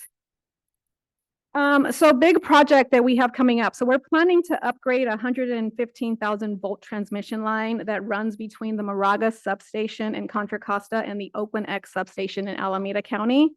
This project will strengthen and modernize our electric system by rebuilding approximately 5 miles of aging overhead equipment in a high fire risk area. The project is currently before the CPUC for consideration. If approved, the project is proposed to begin construction in August of 2028 and achieve completion in July of 2031. We did hold a series of public meetings about this project and get community input. And there is also a way for the community to engage at the CPUC level and give community input. So we are in the early stages of this project, and we look forward to this upgrade as a chance to make our system safer and more reliable by also preparing our local electric system to accommodate future energy needs in the area. Next slide, please. All right, next we'll talk about identifying wildfire and reducing wildfire risk. Next slide. All right. So we have expanded upon the CPUC's high fire threat district map to create our own high fire risk area map. This map provides us with a more tailored overview of risk in the PG&E territory. It relies on the same tools used by the Bureau of Land Management, the U.S. Forest Service, CAL FIRE, and local fire departments across 4 states. Mapping our high fire risk areas helps us identify areas and communities with the highest wildfire risk and helps us pinpoint our mitigation work so we can have the greatest impact. On this slide, you can see a map of the high fire risk areas in Alameda and Contra Costa counties. Those areas are marked in the darker orange color. All right. Next slide, please. All right, so our layers of wildfire protection. So each year we evaluate wildfire risk and conduct safety work in areas of high fire risk to ensure safety through multiple layers of wildfire protection. And I just want to emphasize that multiple layers of wildfire protection. We're going to talk about undergrounding a little bit, and I know that's on the forefront of everyone's minds, particularly why these areas, particularly in the Bay Area, are not part of that 10,000-mile underground plan. But we have several layers of wildfire protection. And by building on our layers of protection, we've reduced wildfire risk from our electric system. So we're doing this through situational awareness, which helps us better predict, monitor, and respond to wildfires and severe weather. This includes installing more than 2,000 weather stations and high-definition cameras with artificial intelligence. By installing AI on the weather stations and cameras, we're helping to spot and respond to wildfires more quickly than ever before. I recently took a group of local elected officials to tour our HAWK, our hazard awareness warning system. And while we were touring, there was an incident that occurred 2 days before where our folks noticed a fire had broken out. So they called to report it, and the local fire department hadn't realized that the fire had occurred. And because of those cameras and that AI system, we got an alert immediately, and then we were able to notify local authorities who were then able to go out and put the fire out. Our operational mitigations involve our safety and infrastructure protection team, which we refer to as our SIP-T teams, which is made up of trained response professionals who protect PG&E equipment and increase safety by addressing hazards. I want to emphasize that we don't just rely on one of these measures. Each layer works together to reduce wildfire risk and keep communities safe. Next slide, please. All right. The ability to see the high fire risk areas we serve is critical to reducing wildfire risk.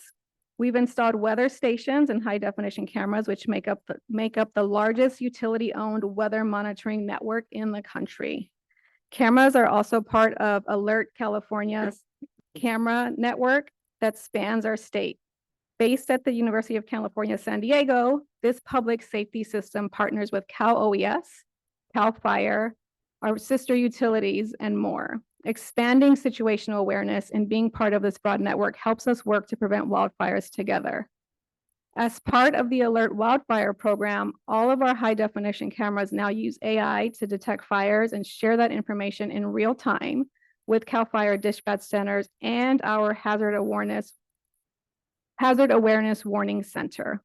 And if anyone hasn't been to the Hawk, which we call, happy to schedule a tour specifically for this group. It's a really great. Where is the Hawk? It's in San Ramon. Yeah, so it's close by. So with this technology, our cameras can help mobilize suppression resources within minutes of detection. In Alameda County, we installed 41 weather stations with 12 high definition cameras through the end of 2024. And in Contra Costa County, we've installed 48 weather stations and 18 high definition cameras through the end of 2024. Customers can view the outputs of these weather stations and high definition cameras by visiting pge.com/weather or by visiting ops.alertcalifornia.org. So these are public, and the public can go on and see what's on these cameras. Next slide, please. All right, next we'll talk about undergrounding and our wildfire safety system upgrades. Next slide, please. Yeah, okay.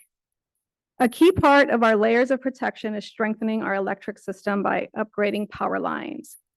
This includes, in some areas that are the highest risk, undergrounding power lines and completing wildfire safety system upgrades.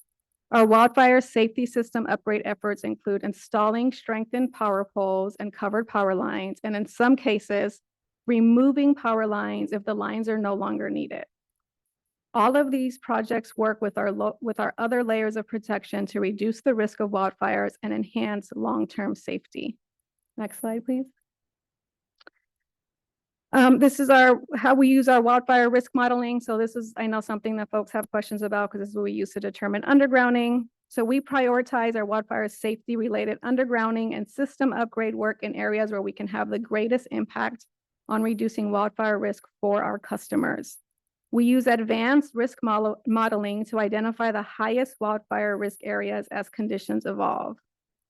This model leverages advanced fire propagation modeling technology developed by TechnoSilva and looks at both the probability of an ignition occurring at a particular location on our electric system and the consequences if a wildfire were to spread. TechnoSilva's modeling tech is also used by Cal Fire, the U.S. Forest Service, and our sister utilities.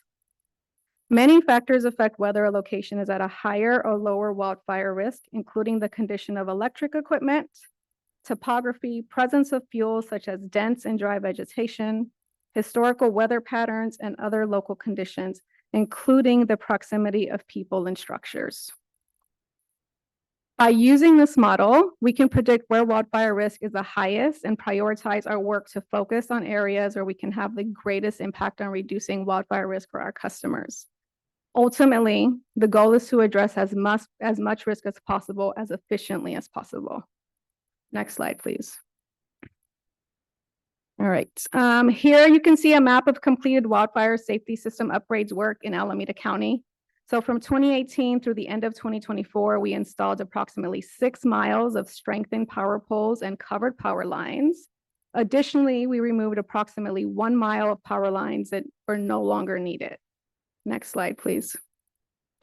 Then moving on to Contra Costa County, this map shows completed work in planned undergrounding and wildfire safety system upgrades work. So since the end of 2024, we undergrounded approximately 10 miles of power lines. And then from 2018. I could tell the map where those were. Oh, it's the blue, that blue circle.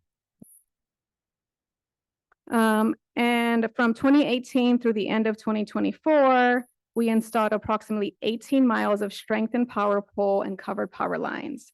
We plan to install approximately 6 miles of additional strengthened power poles and covered power lines in 2025, as well as approximately 29 miles in 2026.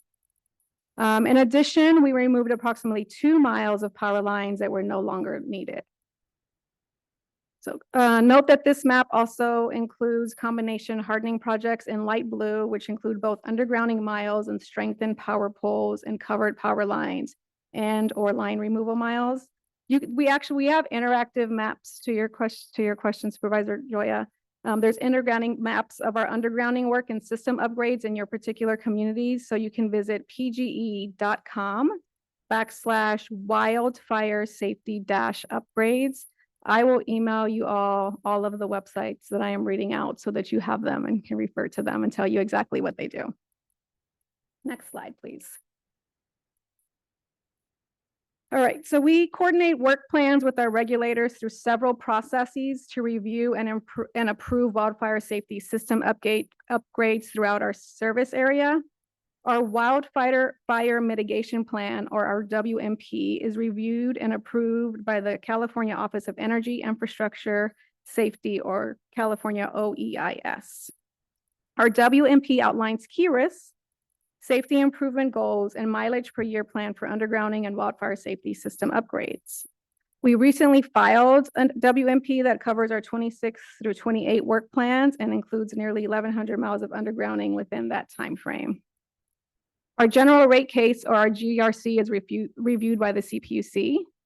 The GRC is updated every 4 years, and our current GRC, which was approved in November of 2023, covers our 23 through 26 work plans.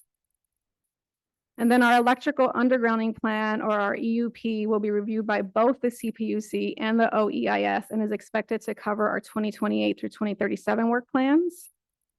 And I'm gonna talk about that more in the next slide. Thank you. All right. So as discussed earlier, in November 2023, the CPUC approved PG&E's 2023 through 2026 work plans. And under this plan, we're in the midst of undergrounding approximately 1,200 miles of overhead power lines between 2023 and 2026. This year, we're sharing plans with our regulators that will outline proposed undergrounding and system upgrade work for 2027. And looking beyond 2027, we're developing a 10-year electrical undergrounding plan that we will submit to Cal OEIS with additional details on our work for 2028 and beyond. I think it's really important to note that there's public processes with all of these regulatory groups, so folks have the opportunity to go and advocate and speak at the CPUC and at Cal OEIS as we're going through these processes. Next slide, please.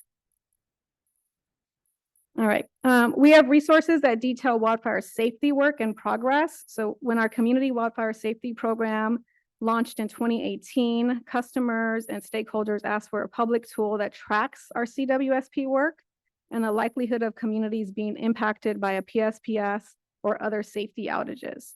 We launched this tool in 2021 in response to those requests. We've continued to expand our wildfire safety progress map tool offerings. So we have some new features that were added to the map in January of this year. So traffic alerts and road restoration status of system upgrades. So the hardening work that I talked about, our high fire risk area map, and eligibility for portable battery programs through an address search. So all of that is available on that website. Development will continue throughout the year to keep the communities we serve informed.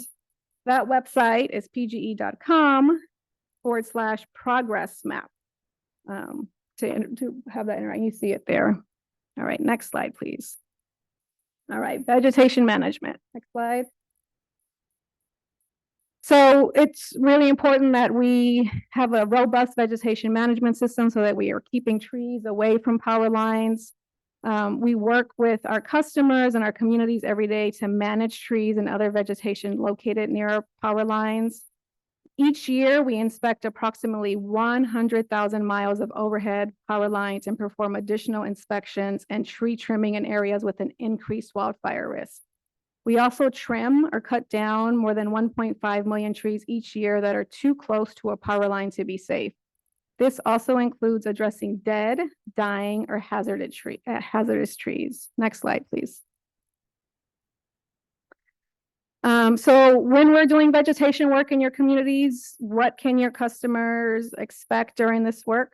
So ahead of tree work, we'll always attempt to notify property owners by phone, email, text message, an in-person visit from a crew or contractor if we can't get them through those other means. And they'll leave a door hanger if no one's at the house to answer. We make sure to provide contact information for customers to follow up to a direct person if they have questions or concerns. We do make every effort to partner with our customers, but safety is our #1 priority, and we cannot take any chances with safety and may have to quickly proceed with our vegetation work in some cases if we cannot get a hold of a customer. Next slide, please. We also have additional ways for customers to learn about our vegetation management programs. This includes visiting pge.com/trees or contacting our vegetation customer engagement team. They have a direct email, treesafety@pge.com. We also have the reported app. So PG&E reported app is one of my favorite things. I know a lot of cities, I know like in Oakland, we have See Click Fix. This is a PG&E's version of that. Don't use it in case of an emergency. In case of emergency, call us. Otherwise, you can download the app, take a photo of something and send it, and it'll get filtered to the right functional area within PG&E to get your response address. So it's a really great tool for folks. Sometimes I get a lot of escalations from folks who think there's a power line that's dangling. 9 times out of 10, it's a communications line, but being able to have that photo to see that, sometimes people are concerned that trees may be too close to a line. So things like that are really great to use that app for. Next slide, please. All right, next slide. So enhanced power line safety settings. So in 2021, we began implementing new safety settings to address the increased wildfire risk we were seeing throughout our service area. One of the key benefits of these settings is their ability to automatically turn off power within 1/10 of a second or faster in some cases when a wildfire hazard like a tree branch is detected on a power line. So you can see that on this graphic here. Once the hazard is detected and power is shut off, we patrol the line to find and fix the issue and turn the power back on when it's safe to do so. One of the things with EPSS settings, while it's significantly reduced wildfire risk, is it is frustrating for customers because there is no warning that it's going to happen. If it's windy and a branch hits one of our lines and it's in a high fire threat area, the power will go off automatically. And we cannot turn the power back on until we've had a crew go out to physically inspect the line to make sure there's nothing there, or to make sure if there is something there that it gets cleared. So these outages can sometimes be a little extended. If it happens in the middle of the night, if it happens in an area that's got a lot of brush and we need a helicopter to inspect the lines, all of these come into effect in terms of how long it's going to take to get the power back on. That being said, this is a proven wildfire prevention tool. So in 2024, we saw a 65% reduction in CPUC reportable fire ignitions while EPSS is enabled compared to the 2018-2020 average. So by preventing ignitions, we can stop wildfires. So we piloted this program before we put it everywhere, and it's working. But it does, I do want to acknowledge that it can be frustrating to customers when the power is out for an extended amount of time. Next slide, please. So how do we communicate to our customers when this is happening? We can't notify them in advance, right? So because we don't know it's going to happen, but we do share outage updates through their preferred contact method. It's important that customers notify us and tell us what their preferred contact method. So if it's text, If it's phone, if it's email, we need to know. So it's important that customers keep their information updated with PG&E. This includes automated calls, texts, and emails with estimated restoration time, any additional outage information we may have, and confirmation when power has been restored. Last year, notifications provided customers with a better understanding of our outage and work being done to keep the power on. So customers can update their contact information at pge.com/myalerts. And again, really important for customers to have their contact information updated regularly. Next slide, please. We'll go into some data specific to the counties. While these settings make our system safer, customers may experience unplanned power outage. So here on the right, you can see a breakdown of outage causes on EPSS protected power lines in Alameda County specifically between 2022 and 2024. We'll show the Contra Costa slide next. As you can see, outages can occur for a variety of reasons. When we have undetermined outage causes, it means our crews were unable to definitely determine the cause of an outage when patrolling the circuit and restoring power. So sometimes maybe a branch hit the line, but it's no longer on the line and the wind blew it away and the crew gets out there and there's no evidence anymore, but something caused the EPSS settings to have the power go out. Next slide, please. So here you can see the same information, but in Contra Costa County. That same thing, those undetermined outages are when a crew comes out and doesn't see anything that's clearly identifying what caused the outage. Next slide, please. Public safety power shutoffs. I think everyone is aware of what these are, but I'll go over a little bit. Next slide, please. So public safety power shutoffs happen when several different factors come into play.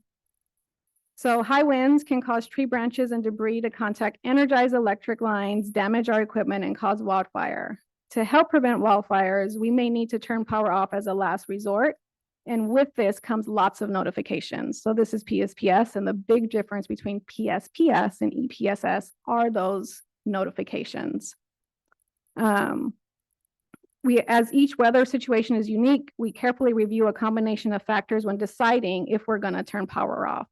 So these factors include low humidity levels, high wind forecasts, red flag warnings declared by the National Weather Service, condition and moisture levels of dry material and vegetation on the ground.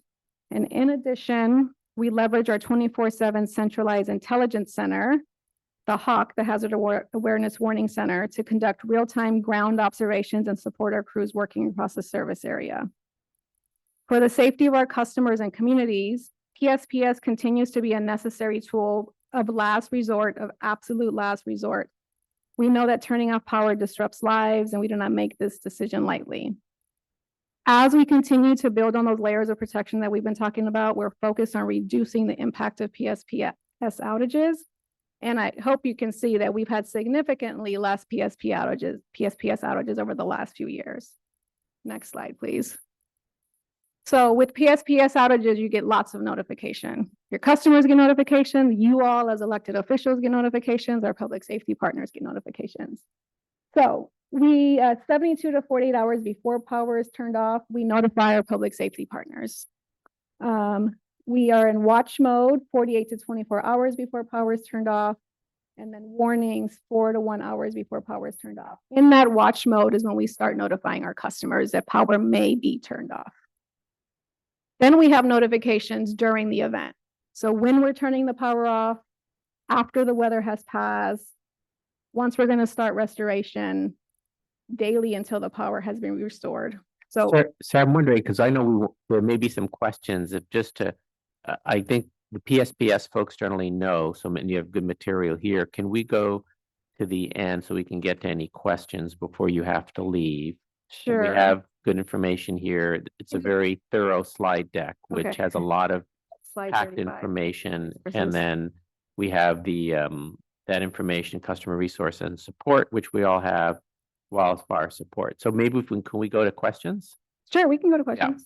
I'll just pull up the customer resource slide in the meantime. Thank you. Thank you. And I'll ask the first and I'll turn it over. We get asked a lot by constituents about why areas in East Bay Hills are not candidates for undergrounding at this time. Can you expound on what you mentioned in the slides more? Yeah, so we have our risk modeling. And what we're looking at in that risk modeling is what are those highest areas of risk? And we need to understand the PG&E territory is large, right? It goes from the California border up north down to Santa Barbara. And unfortunately, as we have seen, there have been areas, particularly up north, that have burnt down due to PG&E equipment, right? So as we're looking at areas of highest risk, those are the areas we're looking at of highest risk, right? Areas that we can't access. So when you think about areas like in the Sierras where it gets hot and we have to bring helicopters in to do restoration, if those lines are underground, it actually costs less to the customers to restore them when the power is out. So looking at different aspects of that. I know that it's frustrating. I'm from the Bay Area. I'm from Oakland, right? My husband was a police officer when the Oakland Hills fire occurred. And it's scary to understand that. But that's why we're doing all of the other work that we're doing in terms of those layers of protection, system hardening work, and the other work that I referred to earlier. Got it. So we take question. I know some of us may have questions. We'll go this way starting and we'll try to get around to everybody getting a quick question. Yeah. Thank you. So I wonder, thank you for the presentation. Good information. I wonder why PG&E does not have any opportunity for community input, or at least fire safe councils who study these and are very well connected to the community about underlining or have open. I mean, you refer us to contact CPUC, which is too much bureaucracy, practically impossible. Is there a chance that you provide open data about what's going to be undergrounded, and we have an opportunity to make a case for what we think is very important? For example, East Bay Hills and also Bondia Valley within East Bay Regional Parks, where you would need helicopters to reach them. And right in the woody area behind houses, we believe it's of utmost importance to be undergrounded. But we had a petition to CPUC, to PG&E 3 years ago. We haven't heard anything. So if PG&E could be a little more community friendly and open, it would be greatly appreciated. I'll just say that we have our risk modeling, that we input the data in so that there cannot be no pointing of like, how'd you do that? Like there's no human sort of decisions in that. It's all the system. So the process is a CPUC process, if you want to give input on that. So we do our risk modeling, and then from there we come up with a plan, and literally every single community is given a number ranking. And then from there, based on what we're allowed in terms of funding, we decide what we can underground. So unfortunately, it's not a public process that we can have. The public process is through the CPUC. I understand your point, and I hope you understand our point that residents are getting frustrated with risk modeling by insurance companies, by PG&E, where it's absolutely opaque. We cannot see anything. One more question. I love Alert California cameras. They're great. So if our fire department is suggesting adding one more camera in Point Pinole, should we go through PG&E or directly Alert California? Well, that's a good question. I'll take it back. I don't know the answer to that. Okay, very good. And we've asked for smoke sensors by PG&E around those transmission towers that PG&E is not going to underground and is in the very high fire hazard severity zone. Would that be considered? Again, I don't know the answer to that, but I will take it back. Okay, thank you. Last question is, refineries train our firefighters to fight hazmat fires. There was a fire in May Valley, which is very high fire hazard area. It was in winter and it was raining, fortunately, but it took 40 minutes for PG&E crew to arrive. Only a few minutes for our firefighters. 40 minutes for PG&E to come and tell which line is alive, which one is dead, and so firefighters could do their job. Is there a possibility, I don't know the details, but can we ask PG&E to train our firefighters at their own expense to do these kind of things faster, like refineries do? We do have training programs that firefighters, that different our fire partners can participate in. I don't know that this is one of them. I can find out, but are those transmission towers in our substations can be very dangerous. So you have to be highly qualified and trained to do anything near them. But I will ask the question. I just want to emphasize it took 40 minutes. If it was He has a chance. Go ahead. Yes. Thank you for the presentation. I understand the auto shut off if a hazard is detected, the power public safety shut off that it's needed. If there's a fire evacuation, we have to leave our houses quickly. Is it helpful to turn off our solar, to be able to turn off the electric in our own homes, given that there's only so much staff that PG&E has and they may not be able to turn off our area? And back to community input, is there something that the community can do to help out to partner with you in these situations? So we're pretty good at turning the fire off. And if power off, if there's a fire, we work very closely with our public safety partners. I think the most recent example I have was a fire off the freeway in the Oakland Hills, and we immediately turned the power off. We work with our fire partners to make those determinations. Great. Yes. Okay, I have a lot of questions. Just cut me off when I've taken too long. Okay, and I'll be quick. In the middle of the presentation, there was a slide about your undergrounding and strengthening efforts. It only referred to Contra Costa County, and it said, I think it said 10 miles undergrounded, 18 miles strengthened. I was wondering what percent of the total number of power lines is that? Is that a lot? Is that a tiny amount? I'd say for Alameda and Contra Costa County. I mean, the 10,000 miles is a small percentage. So yes, it's a very small percentage. I can find out the total, but it is small. Yeah, okay. Thank you. And why was it only at Contra Costa County? Unless I missed it. I'm sorry if I missed an Alameda County slide on that. Miss it. There is less than 1 mile of undergrounding in that 10,000 mile program in Alameda County. Okay, and why is that? Is that the risk modeling you referred to? Modeling. Got it. Yes, Okay. All right. Another question. You mentioned that you're using artificial intelligence technology for the wildfire detection. That's both kind of cool because it sounds really reliable and it's also emerging technology.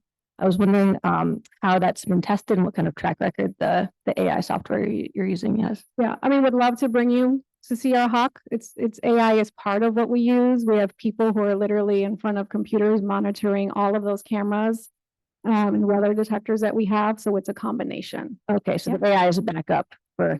It's a supplement. It's not a backup. It's like a.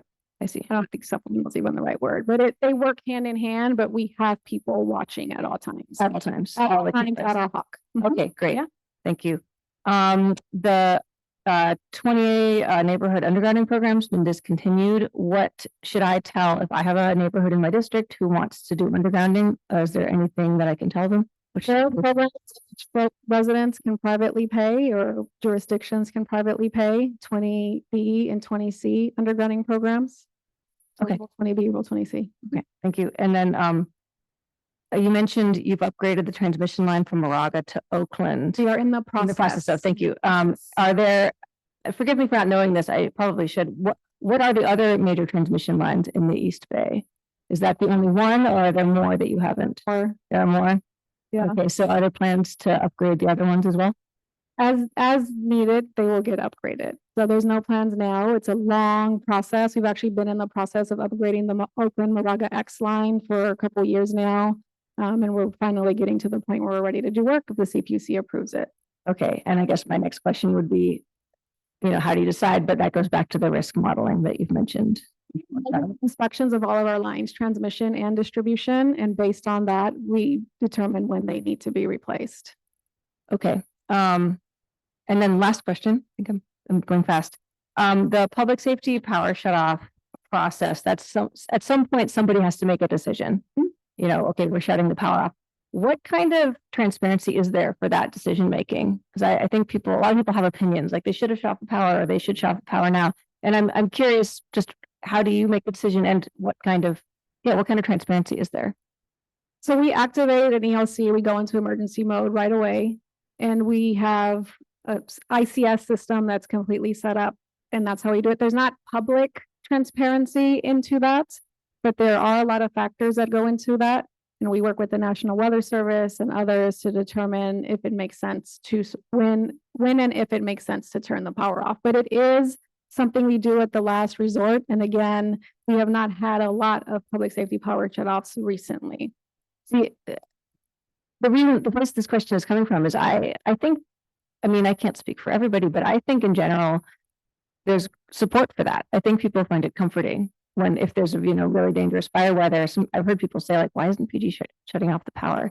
So I would like to push back on that. Like, oh, we only do it as a last resort. I would say, I think you should do it more liberally. And that's just my opinion. But the real issue is, how is that decision made? And I guess I would just like to request that there be more transparency on that process. I think that would really help the public. Okay.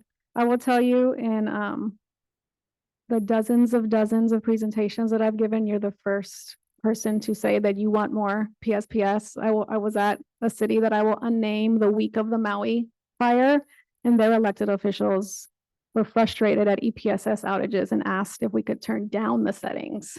So, well, transparency is the key to that. So thank you very much for the presentation. Thank you so much, Sarah, for the presentation and great questions. Some of mine were asked and answered.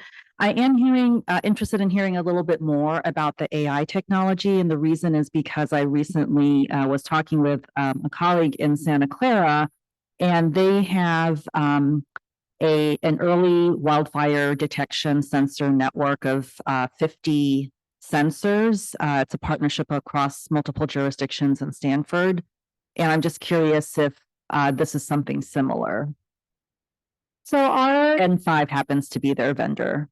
Okay, yeah. So our cameras and our weather centers that are posted everywhere have sensors similar, and we're using AI as part of that. I'll have to get more information from you on that, but we are using that with the existing cameras and weather stations that we have throughout the territory. Okay, I think this would also be something interesting to educate the public about. Maybe we can talk about this when we go back to the other conversation. Yeah. Thank you. Anything else? Thank you for the presentation. One of the things in El Cerrito is that we have really, really, really old power poles. And what is the determination with what kind of risk determination do you do to do the pole strengthening and replacement? You're talking about old power poles? or Old power, okay. old power poles. I mean, these are the wood ones with the glass. So we inspect our poles annually. And then from there, determine what poles need to be replaced and when we're replacing those poles, if it makes sense to do hardening. If the poles are in a high fire risk area, then more than likely we will do hardening on those poles. We also cover lines in our high fire risk area. So again, through inspections, annual inspections. We have a very robust inspection program. Great. Thank you very much. Thanks for your presentation. Real quick, because I know you have to run. When there's a PSPS, it used to be where the blanket geography had to get shut off. How has PG&E progressed into isolating critical facilities so that they're not shut off, like the county hospital or like communication centers and the like? Yep. So that's a great question. And we have a category for those facilities, particularly hospitals. So if you look on your bill and you can see what PSPS block you're in, if you're in block 50, you will not be shut off because that's the emergency center block, the hospital block. We work with our partners to make sure that we know where those areas are. We have a critical list, critical facilities list that we keep updated, and we update it on a regular basis, working with our partners. So the other thing that we have is we have public safety specialists who are all basically retired firefighters, fire captains, fire chiefs that work at PG&E. So they know their areas really well. And then they also work with the local fire departments and public safety partners to determine where those critical infrastructure areas are. And then I work with my counterparts at those places, several reps for Kaiser and John Muir, and make sure that we understand where facilities are. Thank you. I think that was it on questions. We really appreciate, and we're going to post this presentation on the web for anyone that wants to see it, because there's a lot of detail there. And I know you're going to be open to more sort of contact and dialogue that we may need as we follow up, right? Yep, absolutely. Yeah. Yes, public comment? Yes. When we ask for public comment on this item, yeah. Come on up to provide public comment.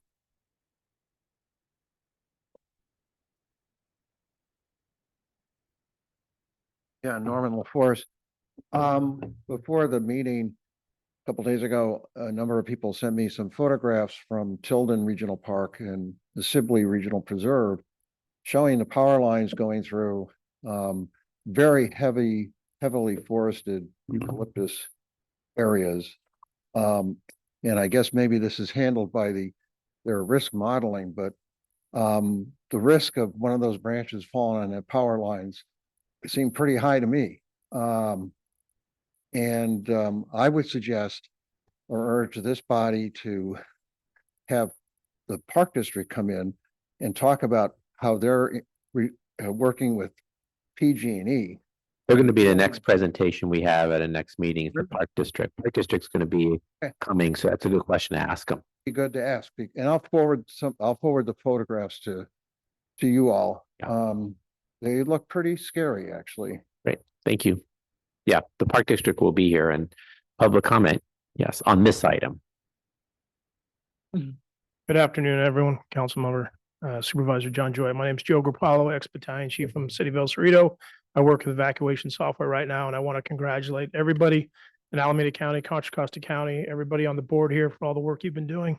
It is fantastic. I've dedicated the last 10 years of my life to this situation. So I just want to say thank you for that. We continue the good fight. For PG&E and for council member, I would urge everyone when you talk about red flag warning, that there is a huge difference between a red flag warning and a PDS RFW, which is a new acronym from the National Weather Service. If you're not aware of what a PDS stands for, it stands for particularly dangerous situation, and it has a matrix. So when you get to when does PG&E do a PSPS, I would say for a low hanging fruit starting point, whenever we're in a PDS RFW, I would be quick to turn it off. And what that means is sustained winds over 30 miles an hour, humidity less than 10%. That is a new event.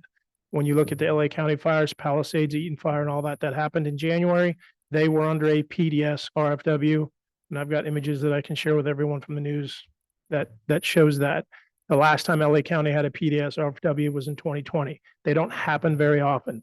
It is a very different fire weather situation. It is something that I think all public safety and public should take extreme measures for repositioning strike teams, which becomes a budget issue, not parking on the roads up in the hills. All that kind of stuff would come into play for life safety. So thank you for your time. Thank you. Adding to that, the PDS, whatever it's called, is the new terminology for the very high severity fire condition. We've only had 3 days in the Berkeley Hills in the last several years of that condition. Every catastrophic fire in California has occurred during that extreme condition. The Altadena fire would not have occurred if Southern California Edison had shut down its transmission lines before the PDS high wind conditions in the mountains. So that's a very good starting point. You have a PDS forecast, shut down the transmission lines. Would be a really simple algorithm. Thank you. Any other public comment on this item? Sarah, thank you very much. Appreciate that and follow up. Right, so we are going back to finish our discussion on item 6. Who was the last person that was saying something on that item? Was it, who was speaking? I asked Holly a question and she was responding to that regarding grants. Right. And I have just one more question for her after she finishes.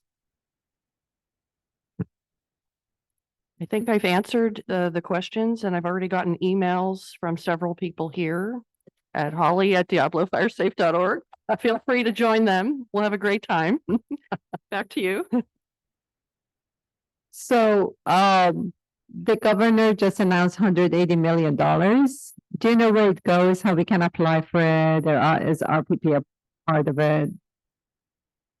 I don't have that information, but I'll find out. Thank you. You did ask whether's asking questions here. You go ahead, yes. Thanks so much for this information. I'm really actually excited about the opportunity for more collaboration and getting more information out. I just wanted to underscore the community hardening concept. I think after education, the next piece is about organizing. And so I really hope that we can, through this campaign, through our website, just really encourage people to learn about their fire safe councils, engage with their HOAs. And I'm wondering if we have a sense of across our two counties, the network that we have of fire safe councils and HOAs that are engaged, and also where might some of the gaps be, so that those of us who are elected leaders might do a little bit more outreach in those places where there might be gaps in terms of people who are organizing around this.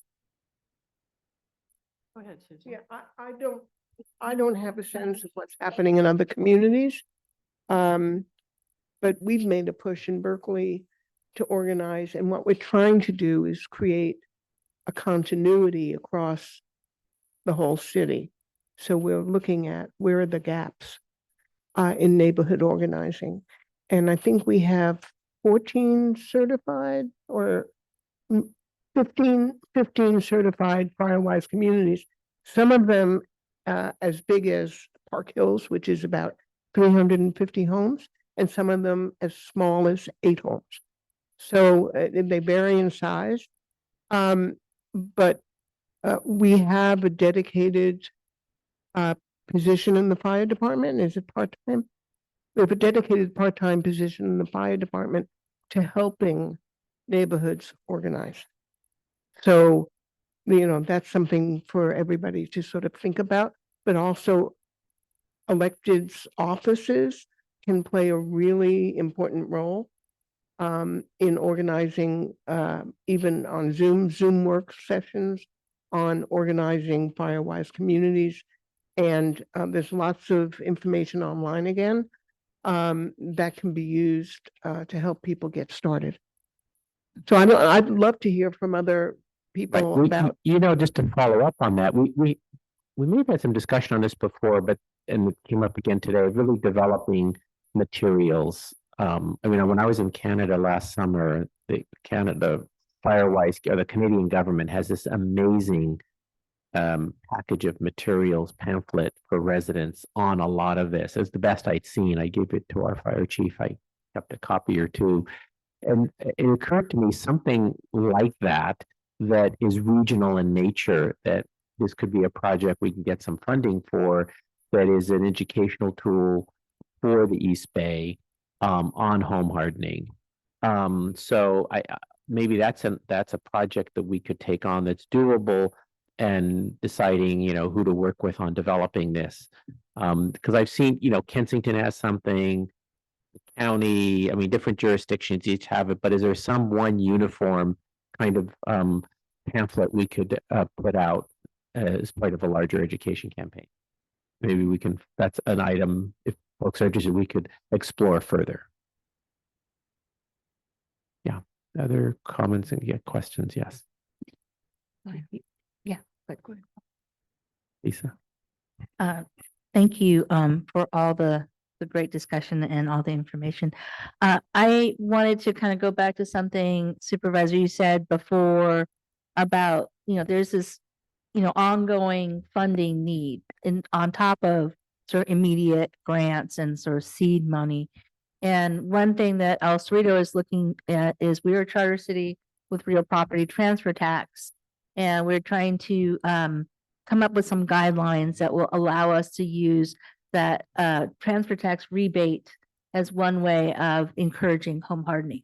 Part of that is difficult because we don't have those set guidelines, and kind of getting people to understand what it is that we as a city want to have happen, which is the more permanent hardening, not just, oh, we cut down the grass and took the plants away. So kind of trying to come up with sort of long-term processes to make sure that we continue this work, but it's a slow turnover kind of rebate program. So a rebate of transfer tax. Yeah, real property. We actually did that. I actually introduced that in Berkeley. I'm happy to send you the item. for Okay, that'd be legislation. great. Well, we did pass it, and because and many of you may also have this, we had on the books a rebate for seismic retrofit. That's what we have. And now. so it was easy. I just expanded it to also include home hardening for fire safety. And it's up to a third of the transfer tax. So happy I can send it to Robert and he can send it out to all of That'd you. be great. We Okay. adopted it in Richmond too. Yeah. Okay. Yeah, also, Adam Schiff just introduced at the federal level, federal tax credits for home hardening. We'll see where that goes, but possibility.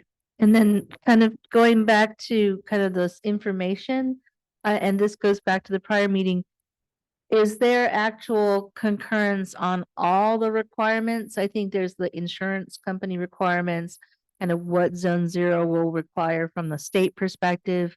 So I think if we're gonna put anything out to say, do this, I would want it to really cover everything. And, maybe the insurance companies are a funding source. Maybe they can look like good actors by giving some money towards this. Colin can address that, but we looked at what the insurance companies were requiring. So, Colin, do you want to speak to that? You're asking about the wildfire.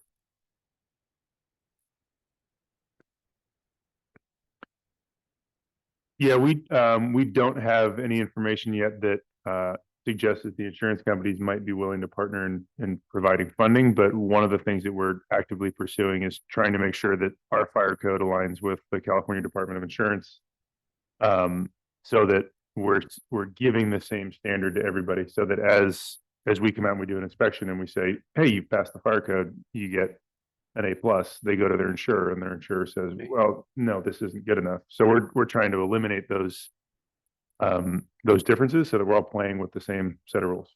But are these, the state guidelines aren't in the fire code yet? That's correct. What the Board of Forestry is looking at in terms of the zone zero compliance, what Susan mentioned earlier, is coming out in 2029. That's the measure that last night we're actively trying to engage with for a very small. So if we wanted to go to collect whatever the standards are for zone zero to use in public education efforts, where would we get that information? Yeah, there's a number other than just Googling the web, right? I mean, where would be one could do that, but where's the official, what would be the source to have the most up-to-date best practices on zone zero?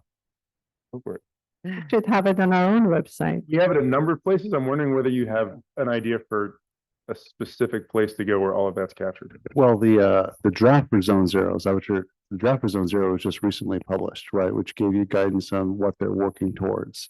And that came out. Who published this? So, Governor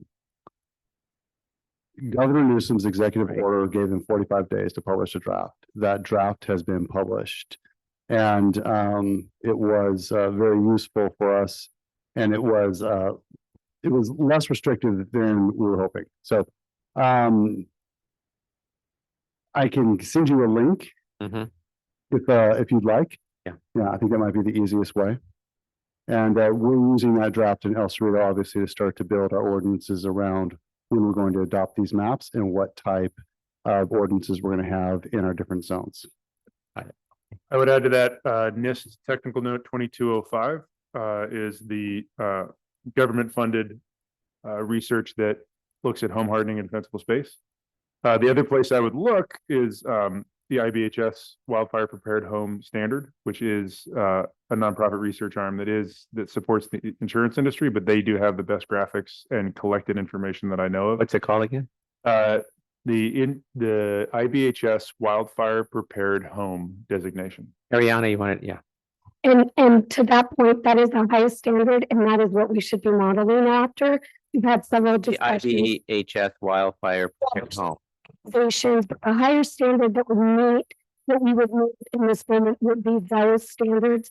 And I'll send you the two organizations that have that, but the highest standard is what, yep, Chief. I don't know your title, sorry.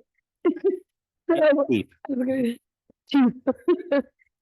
It's actually interesting because that would be what we should look at the state to model, so that local jurisdictions and regional areas can partner and work together. And it, you know, to another point that was being brought up, just since I'm up here talking already, is that there's some communities where the homes don't have, that are in the hills, out say AKA Kensington, right? They don't have 5 feet of clearing. They'd have to ask their neighbors and or some public purview areas to be able to meet zone 0 or home hardening because of the fencing, because of trees. So there needs to be some different level of assessing on that front as well, if we're going to be able to do some of these things. But that is what we're meeting, and after all those meetings, that standard is what makes the most sense and what the state and the senator would like to pursue in the outer years to ensure that we all have one standard to follow.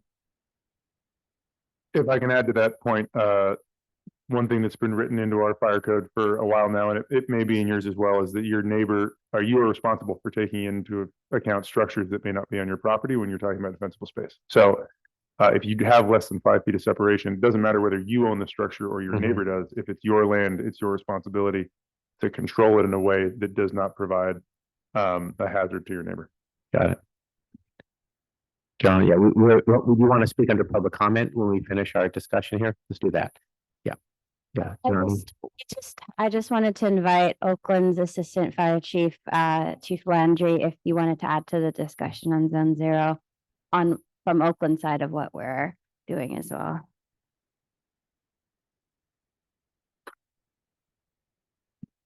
Hello, everyone. My name is Chris Landry. I'm an acting assistant chief of the Oakland Fire Department here on behalf of Chief Covington, who couldn't make it. Oakland is taking active measures to ensure that we are keeping our city fire safe. We have an active and a robust fire prevention bureau that is working collaboratively with the community to ensure that we have a fire safe area. As we're all aware, 89 and 91, the earthquake and the 91 Hills fire really affected our community. We had major loss and major damage. One of the challenges we ran into is the homes and the houses in the Oakland Hills were originally designed as small little cabins. When they were rebuilt, they were built much larger and housed many more people. Our infrastructure, our roads did not improve or widen.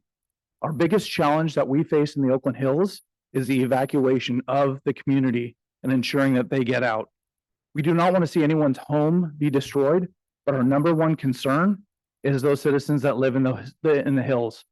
So we are focusing right now on ensuring we have good evacuation routes to ensure that everyone in that area that is there is able to safely and effectively get out. So we're working on evacuation routes. We're also partnering with our neighbors because, as we all know, fire does not follow boundary lines. It does not know whether it's the city of Oakland or the city of Berkeley. So we have to work collaboratively with our neighbors. We have to be on the same page and ensuring that we're all working off the same sheet of music, that we can all communicate well. We all have the same radio channels and we are all on the same plan. This is done by mutual aid drills and exercises, ensuring that we're collaborating in training and education, that we all understand the ICS system, how we fit and how we work together. Alameda County Fire Chiefs has done a great job at bringing all agencies in, as well as being a part of the East Bay Incident Management Team. I'm one of the incident commanders for the East Bay Incident Management Team that is part of Alameda County and Contra Costa County. We do regular drills and exercises, and we are an entity that allows us to come together to support any agency in the area that may have challenges for emergency response. So we are there to work together collaboratively to respond to any types of emergencies. City of Oakland is committed to continuing to help our community be fire safe, and we'll take all measures necessary to ensure that we finish these exercises and make sure our citizens are safe. Thank you. Thank you. I wanted to thank you both, Holly and Susan, for the presentation and also the comments from East Bay Mud regarding the fire safe booklet. I have while sitting here, I ordered several of them, so I'm looking forward to sharing those with the community. I would just suggest that, it's part of the education is that we identify areas that have already installed garden areas or zero zone areas and include those so that we can have the examples that, no, it's not all ugly, that we take out all the landscaping. It changes. It is a change, but to have maybe pilot community projects, maybe on public buildings, maybe similar to Station 63. I mentioned to our fire chief that perhaps out at Station 74, which is right where the high fire severity zone meets Pinot Valley Road, that might be a good area to also have an example of some landscaping. So, there's things we're thinking about. And I think if we can have some real examples, that will help the education moving forward. So thank you. Good. Other questions and comments, others? Susan, yes. Yeah, so before we end this discussion, I really would like to leave with some actionable items. What I'm hearing is that people are very interested in creating materials that they can use for educational purposes. And that we can sort of zero down on what that would include. But Holly has, I think, encouraged us all to apply for money. And as a regional body, I think we should start thinking about putting in applications. And that can be separate from what your individual jurisdictions are doing, but she made it very clear that collaboration is respected and honored. So I think we have a much better chance of getting something if we work together. So I'd like to get just a sense of consensus. Is that something that you would like me to pursue with Holly? I think we've talked about maybe funding for the educational piece of it. I mean, if we prioritize educational piece, that's going to take some funding to do that work. And so do people agree that that is one area at least to pursue funding for as part of the larger project of putting out educational pieces? Yeah. Let me just add, is that generally consensus? Okay. Yeah. I'm confused. I thought we were going to ask Holly to request for grants and budget for all the projects, vegetation management mostly, right? Well, we've already submitted. We've submitted a funding proposal for vegetation process. We have to start a planning process. This is a funding proposal we can develop for educational materials. And again, without knowing all the funding that's available here and all the categories, I'm not sure if it will fund individual vegetation projects. It seems that each jurisdiction is going to be working on that, right? I mean, ours is a larger sort of vegetation management planning process to allow us to move forward in a quicker way on projects. But individual vegetation management projects, I know there's Measure X money in Contra Costa County that's utilized along, at least I don't know what it is on the Alameda County side. I don't know if there's ability to fund individual vegetation projects. You could do that with Richmond. We submitted some projects, but I don't think we're prepared here to say that with the range of dozens of vegetation projects, which ones. Those are handled by jurisdictions right now. We're trying to think of regional things.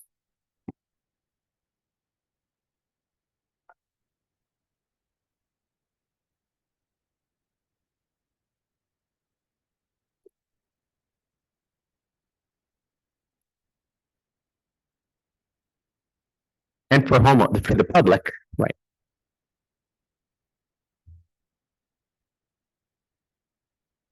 please add that county fair to the educational material. What county fair? Well, it would. I think we're applying for. I think how we use the educational materials is a decision for later. We're just talking about the funding to start putting those materials together. of which we can have a county fair, we can get it out in many ways, right? Including that. I don't know if that needs to be in the proposal, but proposals to develop the materials that could be used in all of those kinds of things. So Hela, including the example you mentioned. Okay. Yeah. I have some more questions for the discussions, but I let this. Yes, and other. So I don't know if this would be applicable, but in terms of vegetation management and the education, something that Like, it's on, but I'll just try to be louder. Thank you. So if this is part of the vegetation management and part of the education is to be able to get ember mesh and some gutter guards and other things that some communities can do, but not others can. And so maybe this could be part of it. So it's not only learning, but knowing what you can start to do, and ember management, gutter guards, that's just initially would be really helpful. Mhm. I think we need. One of the things that's really important when you're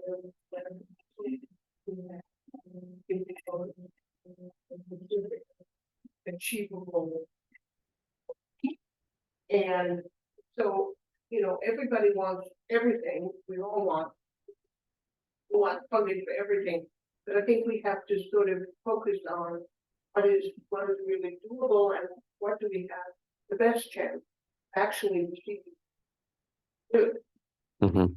So. Well, I mean, we're starting with educational, which is a big lift just to do that. And it may include information that in there, it may include information that these screens, these attic screens is that what they're called? Attic screens are useful. I do think we want to list in the educational materials, all the different strategies that people can follow, of which attic screens are one of those. Right. Getting funding for all the things that need to be done is a long road. Yes.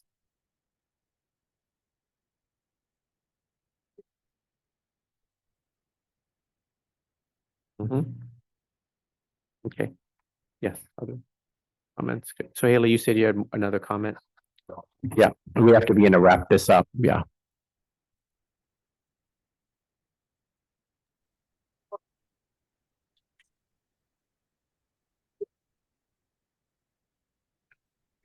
Oh, what could it, grab this zero zone,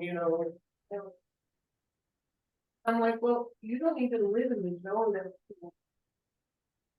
What? I thought it was citywide. No. What Berkeley has only applies now to a very, very thin strip of parcel east of Grizzly Peak. Takes about 850 parcels. Mm-hmm. That's it. It's not citywide. So they just Wildfire district. For all of your jurisdictions, I think. Look at what they did.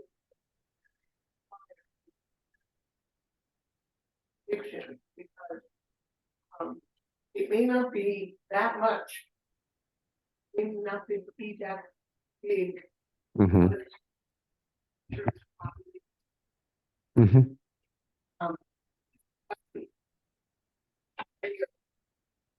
Zero. Okay, it's easy, just spread your arms. And all of you on the diet probably are around. Probably.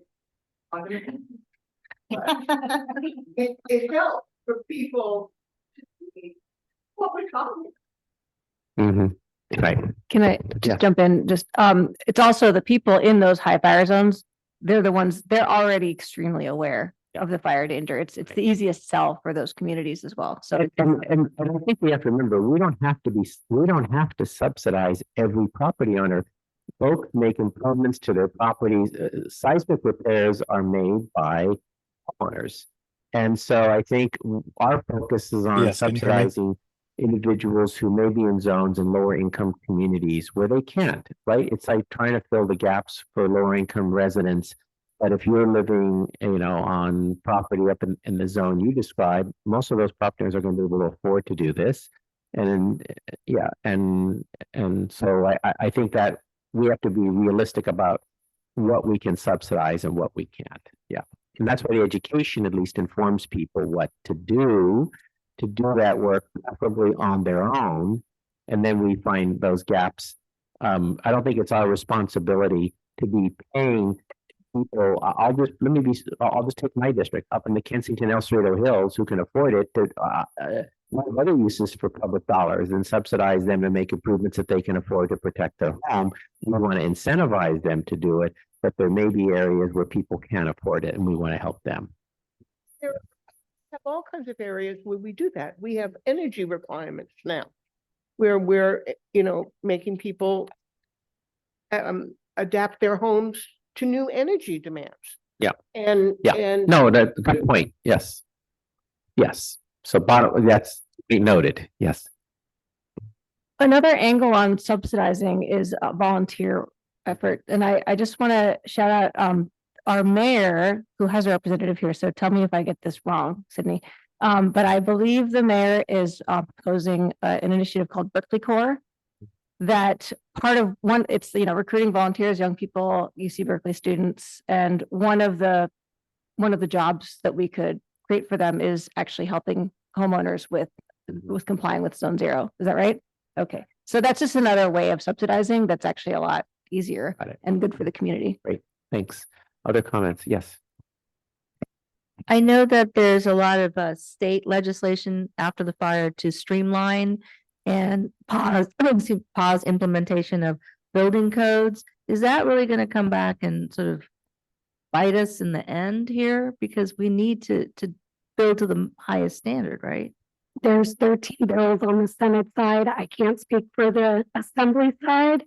So, and just to piggyback and finish off what was just discussed, I mean, the other education and incentives issues is that some things are pretty reasonable, several $100s to do, but homeowners don't know. And on top of that, they also don't know that some insurance companies, not all, which goes back to the insurance, can be rated better, cost saving, and others don't care, and some have a system of upload receipts, but others will go out and check and then give you a lower rate. And so one of the things to look at and just to consider and moving forward with this is just on the insurance side to incentivize reducing those fees for covering those homes that are still covered under current insurers. And so that's why we would need to look at those standards and do an education on what those things are that are affordable and that can be done, and that some agency, which we haven't figured out, whether it's a regional agency, city by city, and or the state that would approve what those are, so that there's a benefit to the homeowners. Because for example, the city of Oakland has a great number of inspectors. The city of Berkeley does not.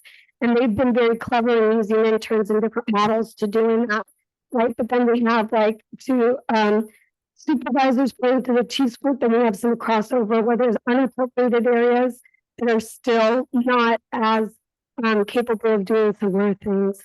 And then so going to the 13 bills, some wheelbox folks in right now, some of those bills basically are only to streamline and focus on like CEQA, creating spaces to criminalize any bad behavior on stealing the copper, for example, and things of that sort. And so there's some of those requirements that folks have, what are going to be the unintended consequences.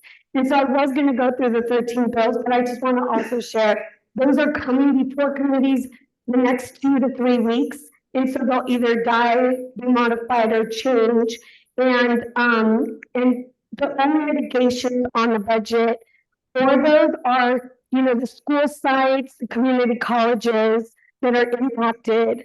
So there is, I don't want to go into the weeds on the policy, but it'll come before the committees and we'll have some clarity. But some of the good items are, do we suspend, do we streamline for CEQA, for vegetation management? That would be a benefit on the broader, but it might restrict for some of the work we're trying to do around hardening Zone Zero.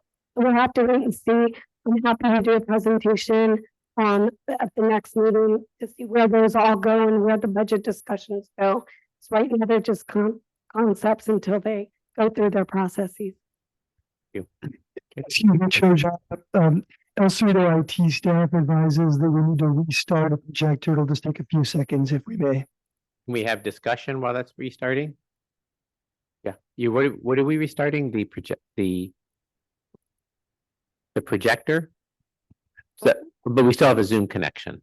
Okay, so we can continue a discussion. So Haley, you wanted to make some comments before as we wrap this up? Yeah, so that's a question for us that we only talk about, working towards getting grants together, or we have a responsibility to make sure that our administrations are doing their jobs in this regard. Just to give you an example, building inspectors. I don't know if my city's building inspectors are doing a good job with regards to a building code 7, if our contractors not doing it.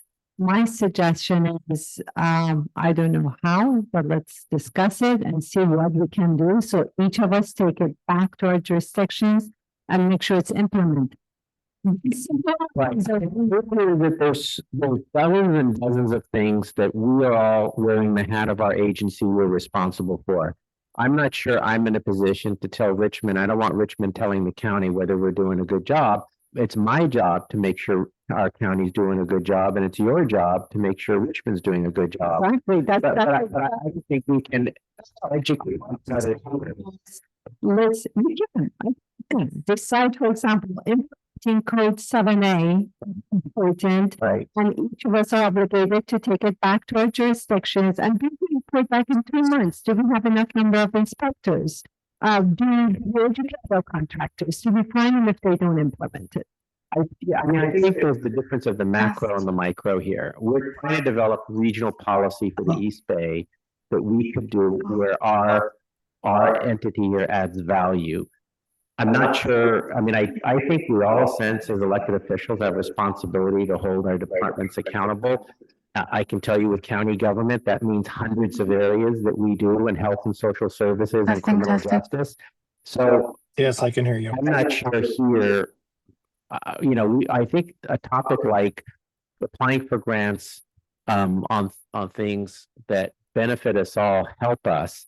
But there'd be so many issues that we all need to look into. I'm not sure. I don't think that's my point. I'm not saying to do it right now. Yeah. Let's think about it, discuss it in the future and see if there's an line, a very important thing. You can take responsibility in your city to learn that and go see.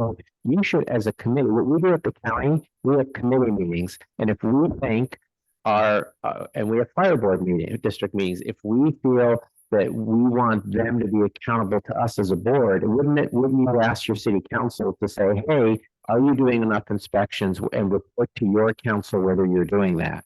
Right, but if we don't discuss it here, how do I practices you're moving forward with?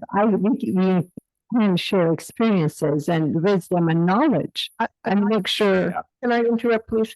Yeah. We have a very short amount of time left before we have to vacate the chambers. Yeah. And we haven't heard from the public yet. Yeah. I'm very interested in hearing from the public, what their ideas are. Yeah, we wanted to wrap this up on your item and do public comment, and we'll still consider what you're saying on a future meeting. Okay, so. Can we have a few seconds for the restart? But that's what I meant on people here in the building though, right? Start the microphones will also need to be How restarted. long will that take? A couple seconds, Okay, maybe like sure. 10. Okay, sure. You don't need any projections anymore. Well, if These are microphones. Okay. We need a restart. Yeah, okay. Thank you. I can hear you fine. Can you hear me, Robert? I'm trying to get us done by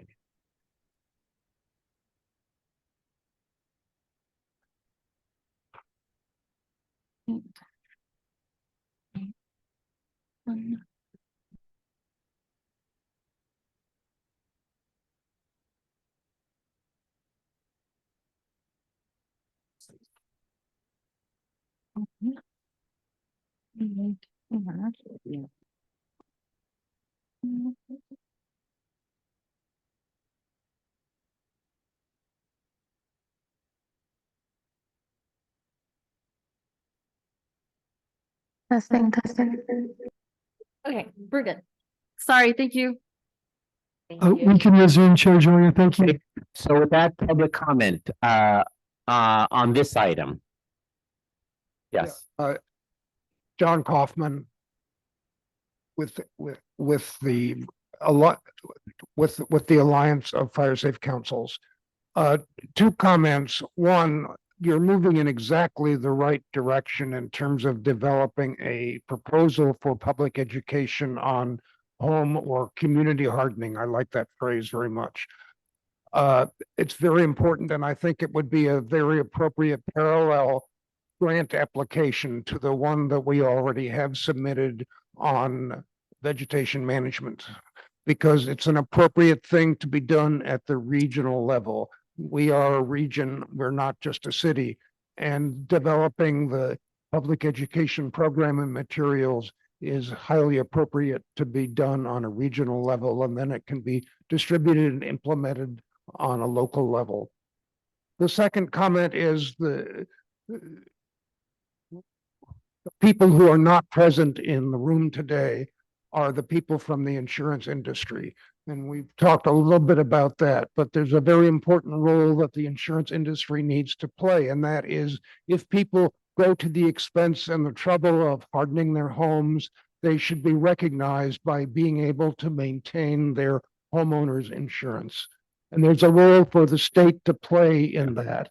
But there's also a role for the region to play in urging Commissioner Lara and others at the state level to make that possible, so that if someone goes to the trouble of hardening their homes and creating defensible space, there's some assurance that their insurance will remain. That's a very important concept from the point of view of the homeowner, who's concerned not only about what the law is, but will they be able to keep their insurance? So if there's a way to do two things. One is, I don't know if you need a motion to develop this proposal or not, but Which proposal are you talking about? The going back to the proposal that Susan was talking about education stuff. Yeah, I think we can provide. We're going to do it at the end on direction after public comment. All right. So, but the other one is, if the region would like to write a letter to Lara that outlines the importance of the state playing a role in assuring people that if they do what's required, they keep their insurance. Yeah. Yeah, I'm making a note on that. Elizabeth Yeah. Stage, Oakland Fire Safe Council. Not speaking on behalf of the Alliance, but building on discussions we've had in the Alliance. Basically, I would hope that the proposal that I hope you will submit reflects common talking points, common approaches, but the word uniform doesn't make any sense. In Oakland, we're thrilled that Berkeley has 4 times as much dedicated money for wildfire prevention as we do. That's not going to inspire us to get $8 some million because we have a very different population base to do that ballot measure, and we couldn't even do it for the entire city of Oakland. Okay, we have different populations with different capacities to accomplish different things.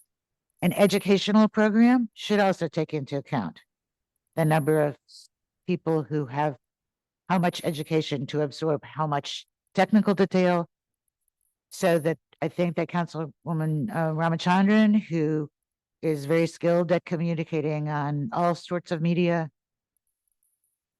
should be playing an active role, not volunteering here. She's my council person, but she really helped me when we were passing Measure MM to communicate with the people who wouldn't be caught dead inside a city hall. All right. And there are a lot of our voters, there are a lot of our renters, there are a lot of our homeowners. So I think we need to include those of us who have our feet on the ground. And I'll happily volunteer the Alliance. Thank you. To contribute to that process, because I think that you can spend a lot of effort without reaching the audiences. Thank you. Marlene Keller, El Cerrito resident, participant for a decade in the fire department CERT program, participate in El Cerrito Firewise Fire Safe Council, and a small donor to Diablo Fire Safe Council. Thank you for even being organized. thank you for your emphasis. I heard today loud and clear on education, organizing, understanding standards, and even interest in volunteering to assist the effort. And I'm a personal beneficiary of what's been going on because the El Cerrito Fire Department sent their fire marshal to a El Cerrito Fire Safe Council, Diablo Fire Safe Council meeting. And as a result, in less than an hour, we heard cheap, effective home hardening measures. Mm-hmm. The fire marshal was willing to come out to a guinea pig house, ours, give us instructions for about, get rid of this, get rid of that, do that. For less than $200, we achieved enough gain for our insurance company to give us a very low fire risk rating, to renew our insurance policy, and to just say, thank you, appreciate it. But what Supervisor Joya said struck home with me, and that is, what's the macro important thing you can do? If I had to answer his question, I think he knows the answer. If I had 2 minutes with Senator Arguin and 2 minutes with Assemblymember Wicks, I would say one thing: please provide funding for a fuel break benefiting all of your residents and governments across the East Bay Hill Ridge. And as probably Supervisor Joya knows, one of the Diablo Fire Safe Council ranked proposals in the first round, she said 29. It includes a fuel break. It is essential. It will lessen the risk from a catastrophic fire. Mm-hmm. So that kind of focus and those messages to the They're listening. They're listening. Yes. Thank you. Yes. Hello, Jim Hanson, California Plant Society landscape architect, retired, and Richmond resident. The education piece is so needed. We have some really good models. Contra Costa County's recycling website they ran, and it does need to be filtered. And there's actually a lot of information out there, so we definitely want to do more than a whole lot of links. Can you hear me now, Robert? And organize it. Secondly, engaging more the agencies, Berkeley and all that, engaging more of the community. Could we do a competition among landscape architects and designers? Because they know it, they're working with people, they'll have a lot to share in terms of costs and materials at work. So there's a lot of really good ideas, and just want to support that. And just lastly, budget-wise in the state of California, I've heard that 99% of the funding, somewhere above 500 million, $500 billion, has gone just to vegetation management. 1% to what we're trying to do here. I think our lobbying is important, and that this is a time to look at vegetation management, what's been done, what's effective, what's really working, what's creating some maintenance issues. So thank you for this today. Thank you.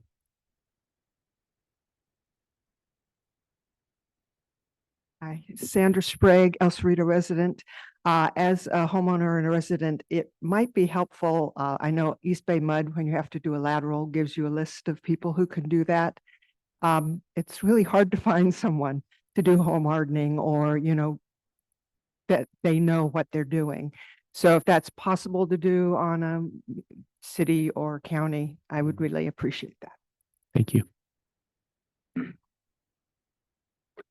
Henry De Niro again, Fire Safe Alliance and Berkeley Fire Safe Council. So we've talked about education today, and we've talked about fundraising today. And I think I would like to sort of just have a caution here that in either case, we should be careful not to focus a program on only one of the three elements necessary to prevent urban contagion, conflagration. There are three elements, and we're still conflating the terms. One element is vegetation management of defensible space, which includes zone 0. That's the vegetation and the fence within 5 feet of the house. That's part of vegetation management. 2 is home hardening. That's screening your vents and gutters and doing a bunch of other stuff. And there's a triage there of highly effective and less effective. And 3 is dramatically reducing the fuel in the wildlands. That's the fire that will come into the city.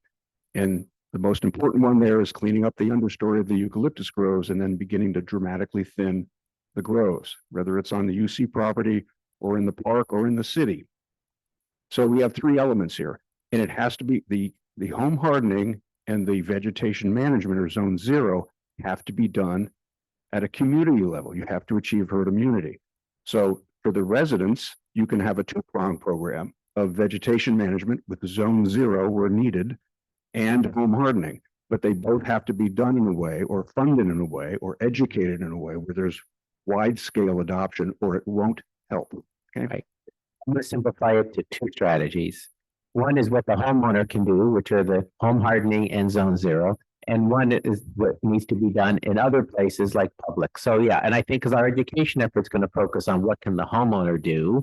And then there is the other piece of the public agency. Yes. Right. Yep. Don't forget. Yeah, telling people the difference between the name the strat. It's like, here's what you can do at your house. Right.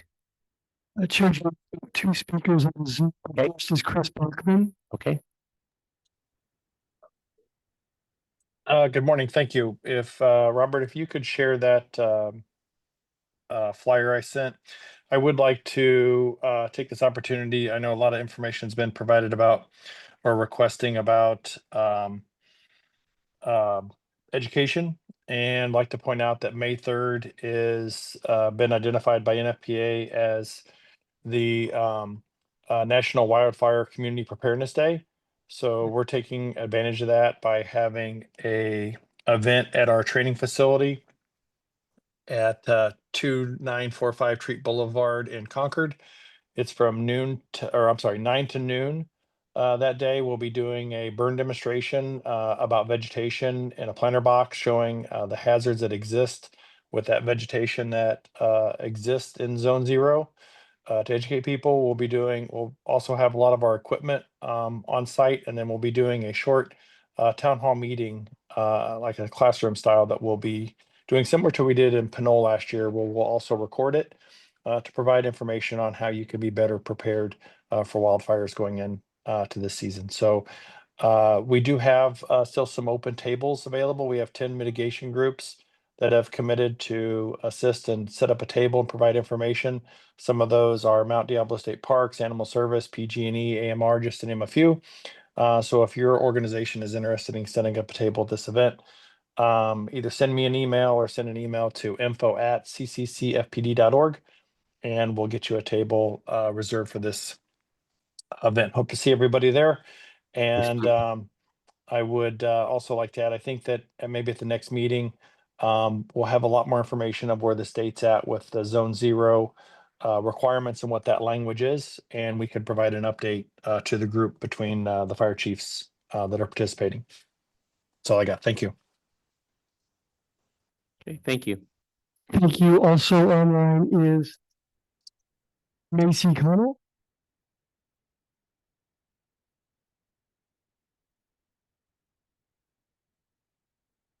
Macy, please unmute and speak.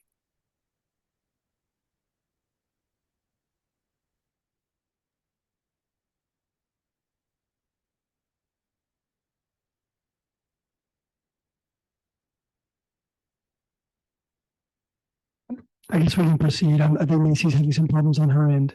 Okay, so just in terms of an action item, I think one of the easy things, everything's incremental here, is looking at a proposal to get funding to develop an education program. I think that's given our resources, that's probably something that we can take on.